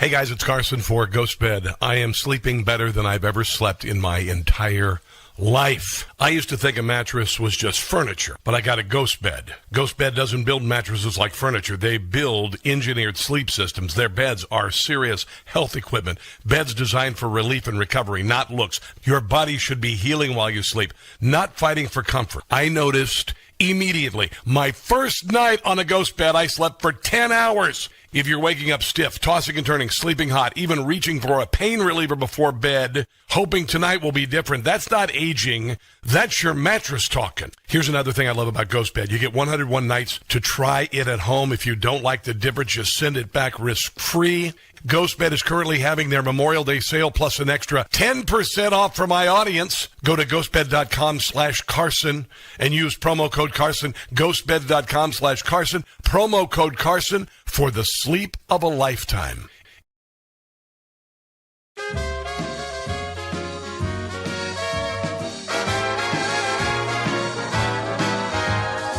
Nothing would be finer than to get my way with China. Watch me do it. Here's hoping that our sessions will result in big concessions. Nothing to it. Sheeping doesn't scare me. He can talk quite tough. If he tries to dare me, I will tell him enough. I know he has his eye on taking over Taiwan. Can't let that happen. The chairman has to know, unlike Sleepy Joe, I won't be napping. I will tell the Chinese to stay out of Iran. Xi Jinping, I'm gonna face man to man. Nothing will be finer than to get my way with China and the commies. I am gonna own those commies.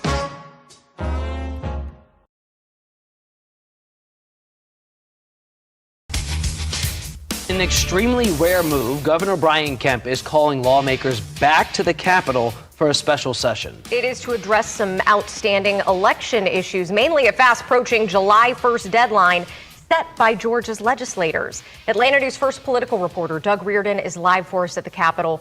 Doug, what will lawmakers have on their plates when they arrive back?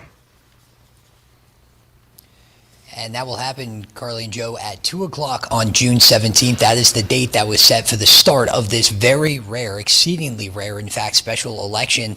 And they will be dealing with some outstanding election issues. That July 1st deadline that you mentioned is top of the list. That is when those QR codes that we have on our ballots right now that are used to tabulate our votes become illegal. And that was something that actually the legislature imposed on themselves a couple of years ago when they passed that bill in 2024, setting that deadline. It followed a lot of skepticism about QR codes and fears over the security of that method, but lawmakers wrapped up this session here a few months ago without picking a replacement method for counting votes. All this. That is one of the many stories coming out of Georgia. Burt Jones, who is the lieutenant governor and running as a Trump-endorsed candidate for Georgia governor in Georgia. I guess you didn't maybe expect this kind of show prep from a nationally syndicated show, huh? Yeah, absolutely. I'm impressed. I appreciate y'all having me. Oh man, I'm curious about Georgia. I've been curious ever since that water main broke on the night of the election in 2020, and apparently it didn't actually break. But a lot of things have been happening in the state of Georgia. Is there some redistricting going to be happening down there because of the SCOTUS decision? Yeah, I think when we do go into special session to address these QR codes, I think there is a talk about that. Well, it was a part of the governor's call to look at the map of redistricting, and we'll do that as well. And I mean, look, we're having to do this because our Secretary of State, who's running for governor right now, never has been willing to comply with what the legislature passed 2 years ago. And so, he's wanting to point the fingers at the legislature for not being able to get it done. But, like I said, we've given him plenty of time, and for whatever reason, he's been stalling. And so now we're going to be, put in a situation where we gotta revisit this, so we won't be out of compliance come July 1. And also, we're going to look at the redistricting maps as well to see. And I think there is a lane for us to potentially pick up 2 more Republican seats. Boy, that would be something else. That would really be something. Tell me about your opponent, sir, and his association with Stacey Abrams. Look, this guy came out of nowhere. This billionaire came out of nowhere, and he's literally already spent $100 million in this race, mostly attacking me. And he is, he's portrayed himself as something that he's not. He has donated to Stacey Abrams. He and his family have donated to John Ossoff, the U.S. senator down here, as liberal as all get out. And look, the list goes. And Liz Cheney, after she voted to impeach President Trump, and the list goes on. And he's trying to portray himself as he's an American first guy, but he's far from it. And I think the Georgia voters are finally seeing that. But it's taken some effort, because obviously he's $100 million. It can make anybody look good, and he's trying to do that. Where's this money coming from? Because there's some things going on. I live here in Northern Virginia, and $60-70 billion came from out of state. 93% of the money came from out of state to try to push through this gerrymandering referendum, which ended up being rejected by the state Supreme Court. Will not be taken up by the federal Supreme Court, and destroyed the Democrats' chances of taking all the representation of Republicans. Is that kind of the same dynamic that's going on with your opponent, Rick Jackson, in Georgia? It feels like it. Obviously, I know he has a lot of personal money, but the way he's spending it, the way he's throwing it around right now, it's pretty reckless. I wouldn't want if he's pretty reckless with his money. Yeah. And I'd sure hate to see how he'd be with the taxpayers' money. Yeah. How he spent, because it's been, from paying people off to buying GOP chairs to all this other stuff. It's just been it's not the way I would spend money. I don't care how much money I have. Well, it's kind of interesting. You've got Tom Steyer out in California. He's spending $100 million of his own money. He's not polling worth a damn. He's never going to be the governor of California. He's never going to be the governor of California. And it kind of reminds me of, you ever see the movie Citizen Kane? And you can have all the money in the world. You can have all the money in the world, but if you're not connecting with people, and if they perceive you as being dishonest, they're not going to elect you. Right. Well, and what they have done, their whole strategy. Look, I've been lieutenant governor for 4 years. I was in the state senate. And, I've got we've got a family business, pretty successful family business, and what he's trying to do is paint me as the underhanded person, and while he's the one that has all these state and federal contracts. In fact, he got over $1 billion contract from the Biden administration just a couple years ago. He sued the Trump administration for, he's always trying to import nurses. He's in the healthcare business. He's tried to import nurses from, foreign countries, and he's had illegals working for his organization. And but like I said, he's put a Hollywood-produced fictional character out there from what he really is. Well, that's kind of like what they did with Abigail Scambergler as governor of the state of Virginia. She lied about who she was and then got in office and showed her true colors. Let me ask you this, Bert Jones. I appreciate you, by the way, being on the show. Stacey Abrams hit with subpoena in alleged campaign finance violations. What do you suppose is going on with her, and do you suppose she's finally going to face face justice with regard to some of her ungodly corruption? I would venture to say probably the most corrupt person in Georgia political history, not only $2 billion in money from the EPA to a nonprofit that literally had $100 in the checking account a few years before. What about Stacey Abrams? Is she going to face the music anytime soon? Well, I mean, look, I hope so, because I think she's done a lot of underhanded things as well. But which goes back to this guy that I'm running against, for the pure fact that he's donated to her before she ran against Brian Kemp back in 2018. Ought to illustrate to the folks what kind of person I'm dealing with. Yeah. But yeah, I mean, obviously, if the DOJ, I hope the DOJ, the Trump DOJ, is looking into her, because yeah, she received $2 billion in taxpayer money from this non-profit, so to speak, that had no reason to be receiving that kind of money. Yeah, it's ridiculous. You know, did you see, by the way, Tom Massey is way behind in the race in Kentucky with Trump's endorsement. What's Trump's endorsement done for you, brother? Well, I mean, obviously, Trump's endorsement is powerful. It's very powerful here in the state of Georgia, and the president has not only endorsed me; he's had to endorse me 4 different times now because this guy is trying to portray himself as the America First guy. So that's the kind of disinformation we've been dealing with. But obviously, I love having the president's endorsement. He endorsed me when I ran for lieutenant governor. You know, I've worked tirelessly for him in all 3 of his campaigns, not just here in Georgia, but around the country. And so, and the president knows that.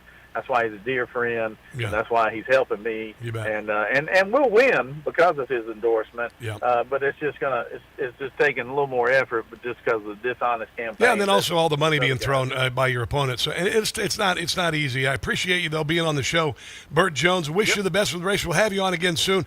You're obviously on Twitter at LTGovJonesGA, but where else can people find the information on you and your campaign, bro? You can go to BurtJonesForGA.com, BurtJonesForGA.com. That same tagline is for all our social media platforms.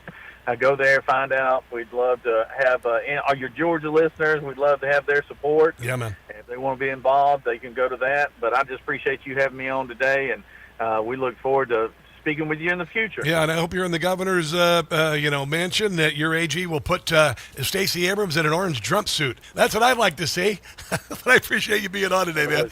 Have a glorious rest of your week, man. I appreciate you. Let's take a break and come back. This is the Rob Carson Show.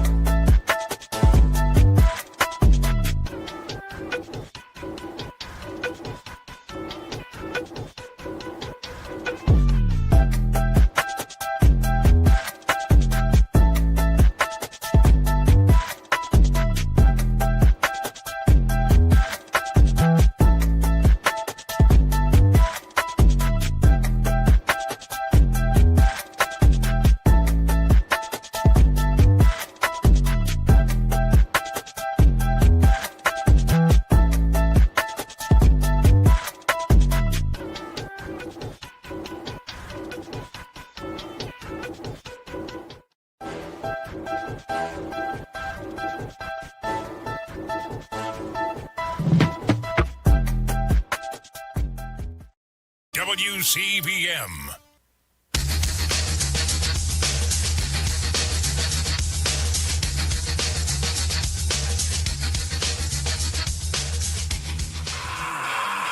It is a Rob Carson show. It was nice to have Burt Jones on, running for governor of the state of Georgia. I used to do a lot of time on a station down there called WYAY, which was sold to a Begging for Jesus station. It's one of these, they call themselves a nonprofit, and then they just beg for money all day and play music and all of that. But they're a nonprofit. They're a profit. They just, they don't pay any taxes. Maybe I should do that. I don't know anyway. That's how I met Jim Gossett, by the way, working down in Atlanta, doing some air work down there on WYAY with the Kimmer. The Kimmer is a great, legendary talk personality in Atlanta. One of the funniest people I've ever heard on the radio, and also Jim Gossett worked with him. And Jim Gossett, some of the best radio you'll ever hear was between the Kimmer and Jim Gossett, with Jim calling up, being different personalities, whether it be Rodney Dangerfield, whether it be an ex-president, whether it be Barack Obama. Just friggin' brilliant. That's how I got hooked up with Jim Gossett. And of course, the relationship has been revolutionary. Spencer Pratt running for mayor of L.A. He was burned out of his home. He used to be a reality TV guy years ago. Who cares? Who gives a flying rip? Donald Trump was too. He did a show called The Apprentice. You remember that? You remember Donald Trump? He did this show called The Apprentice. It was the most popular show forever in television. It was just like forever. I remember the first season. Remember Omarosa? Remember that? So, yeah, okay, so what? He was a reality TV host. Here's the difference. He's an honest gentleman, at least it appears that way, and he's sick and damn tired of how L.A. is run, because it's been ridden into hell. It is a crap hole now. The mayor of L.A. is a fool. Karen Bass is a communist. She has an affinity for communist Cuba, and she's made L.A. into, like I said, a crap hole. And Spencer Pratt, he was burned out of his home. He has an Airstream trailer on the lot where his home used to be, and he's got an ad that says, "This is my home." Well, TMZ thought, okay, well, you're actually living in a hotel. You aren't living in that trailer. And they thought they really had him, man. They were looking for things to go after this guy, even though he should be the next mayor, to save L.A. from the pits of hell, because it's right now teetering on the pits of hell. And TMZ went after this guy, and Spencer Pratt ate him for lunch. The campaign ad certainly made it seem that you were living in that trailer. It was a high point of the commercial, but you're at the Hotel Bel Air. So kind of undo that for us. No, to be clear, that is where, that is where I live. That's where Karen Bass, Mayor Bass, burned down my house. That is where I will live until I have a new house. The Airstream is a temporary facility. A hotel is a temporary facility. Where my kids are in Santa Barbara right now is a temporary housing. This is where I live. This is where they burned my house down. So this semantics or the nuance of this is the consequences of their failed leadership. And again, I don't live at the Hotel Bel Air. I don't live in the Airstream. I don't live in the Santa Barbara. I don't have a house. They burned it down. Now, here is why he has moved to the hotel in Bel Air. I'm at a hotel because these psychopaths are messaging me every day. They're going to kill me because Nithya Raman is calling me a fascist because I don't want people to have... Nithya Raman is calling him a fascist. That's really, that's some great campaigning there, particularly since he's not a freaking fascist. Their kids next to drug addicts at the park or stepping in human poop when you get your matcha. I have common sense. That's not fascism. No. So these psychos here, I'm a fascist, and then they literally... Yeah, it wasn't... they used to call Charlie Kirk a fascist, and then one of these nutbags shot him in the neck and killed him, and wrote the word fascist on the shell casing. And send them all offline where people are like, I'm going to hire people to kill you. So yes, unfortunately, now I have a security team, and they will not, even if I wanted to stay in the Airstream, would let me, because there's 360 unobstructed views since there's no houses, so you can literally snipe me out from any part from 300 yards away easily. Yeah, so you think that would make TMZ go, oh, okay, well, you put it that way. But, of course, that didn't do it. Here he is talking about the Airstream. And even trying to live in the Airstream took more than a month just to get power and water. The Airstream, it took over a month for LADWP to connect a wire for electricity to it, which was 3 days ago. Yeah. It took weeks to get the water hooked up, which was yesterday. So for these people that want to focus on where I sleep at night, first off, I don't even sleep. Yeah. I get 4 hours of sleep because I'm fighting these corrupt freaking politicians all day long. I think the reason that ad was so effective with voters is because you did draw this. Here's TMZ once again, just tone deaf as hell, not hearing what he's saying. Visual comparison of where the mayor lives, where Nithya Raman lives, and where you live. So you're showing where they live, and then you're they live in $1 million houses, you idiot. saying this is where I live. No, $3 million. Sorry. Everyone saw that ad and thought, "Wow, Spencer Pratt has to live in that trailer because his house burned down." I do, sir. But that is my house. That is for the my last house. month and a half, you've been at the Bel Air Hotel. Again, he doesn't understand. Here's a little bit more from Spencer Pratt. He doesn't live anywhere. I've been at the Bel Air Hotel for more than 6 days in the last month. This is all public Right, but that's where you've been staying. I know you may not have actually been in it. No, I've been in Santa Barbara where the LA Times reported where I lived and doxed me. That is where I live, period. This is LA Times. This isn't breaking news.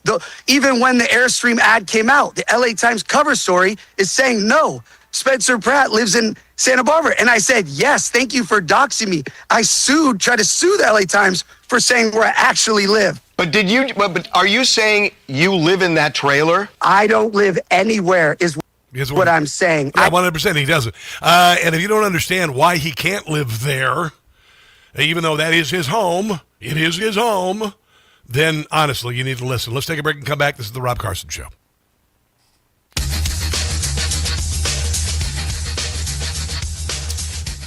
Life can be... Hi, kids. Let me do one more bite. Oh, yeah, I got to do one more bite here from them. Okay, I'll do that. Hello, kids. Hello, Valentina. What's going on? I was just eating some fruit. I shop at Whole Foods like a poor person. The reason I do, and maybe if you've heard the story, in the morning at Whole Foods, if you go there, I would never shop at Whole Foods. But in the morning, they cut in half the prices of some prepared foods like fruit. And you know what happens when you take fruit and cut it versus when you just buy the whole fruit? They triple the price, right? Even at Walmart. It's like there's a watermelon, and here's a tiny little bit of the watermelon cut into slices or whatever, and it costs as much as the watermelon. Because cutting the fruit, they make a lot of money cutting the fruit, right? And cutting the cheese. Hey. So I go to Whole Foods when they have it half price. And I buy half price crap at Whole Foods all the time. Sandwiches, chicken breasts. I had a whole thing of melon and cantaloupe and whatever for $3. Big quart of it for $3. You can't buy that at Walmart for $3.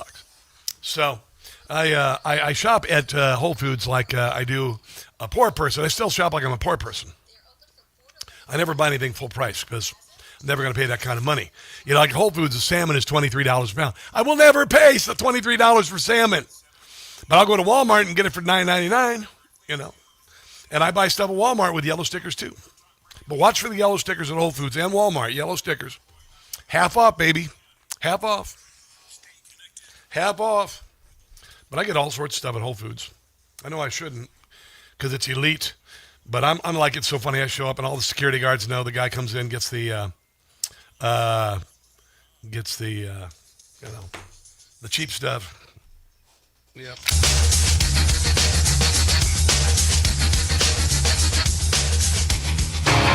I have never told anyone I lived in it. And yet in the ad you say, this is where I live. This is my house. This is my property. There's nothing there, Harvey. Your body went inside that trailer night after night. Right. I mean, wasn't that the point of the ad? No, the point of the ad is to show this is where they burned my house down. Yeah. I have no house. Yeah. This is their houses. They're fine. And this is where I live. This is where my town lives. This is our reality for the next 10 years, if we're lucky. That'll be there for the next 6 years. And I'll say, I live there. There you go. That is Spencer Pratt. Hopefully he is the next mayor of L.A., and honestly, if he doesn't win, the L.A.'s done. L.A.'s done. Steve Hilton, he needs to be the best governor of the state of California. Pete Buttigieg used to be the transportation secretary, completely inept. And he was hanging with Pennsylvania Democrat congressional candidate Bob Brooks, and they had to be coached on being authentic. Because Pete Buttigieg is about as real as Kim Kardashian's lips. We're going to have a really normal conversation with 3 cameras pointing at you. Everybody act normal. Yeah, right? Exactly. So, I mean, we have a healthy amount of time. And so, Pete, I think it'd be great. This is his handler. So, Pete, here's the deal. You got to be real and authentic. Kick it off how you normally would. Thanks for having me here. And also, thanks for doing the race. What brought you here? Tell him that you shop at a store. It's called, what is it, Walmart? What is it? It's Wall? I never heard of it. Just use the word. However you sort of want to ask the questions of why is Bob running? Why this race? Think about your audience. Why is this race so important? We need to win the House. All of that. Winning over people who feel like they're left behind by the party. Flipping a district, all of that I think is really strong. Talking about showing up for working people, affordability. Bob, feel free to prompt. Wow, you got to be coached. I mean, seriously, honestly, I don't think at all every day of who to talk to or what message I need to what I need to share with you, or I think maybe you are shopping at Walmart or you whatever. I am who I am. I am who I am. I come to the air every day as who I am, and honestly, if you got to be coached, be coached to understand the plight of your voters and what they need, then you shouldn't be running for office. My God, are you kidding me? Tomorrow, by the grace of God, it's finally Friday. Yes! God bless you, America's founded. Donald Trump is doing a great job as a president. Hopefully this Iran conflict will be over and bring our soldiers home safely. And until tomorrow, don't catch the stupid. I love you guys. Thank you so much for everything. I'll see you then. This information, truth is freedom. Is Newsmax. It's real news for real people.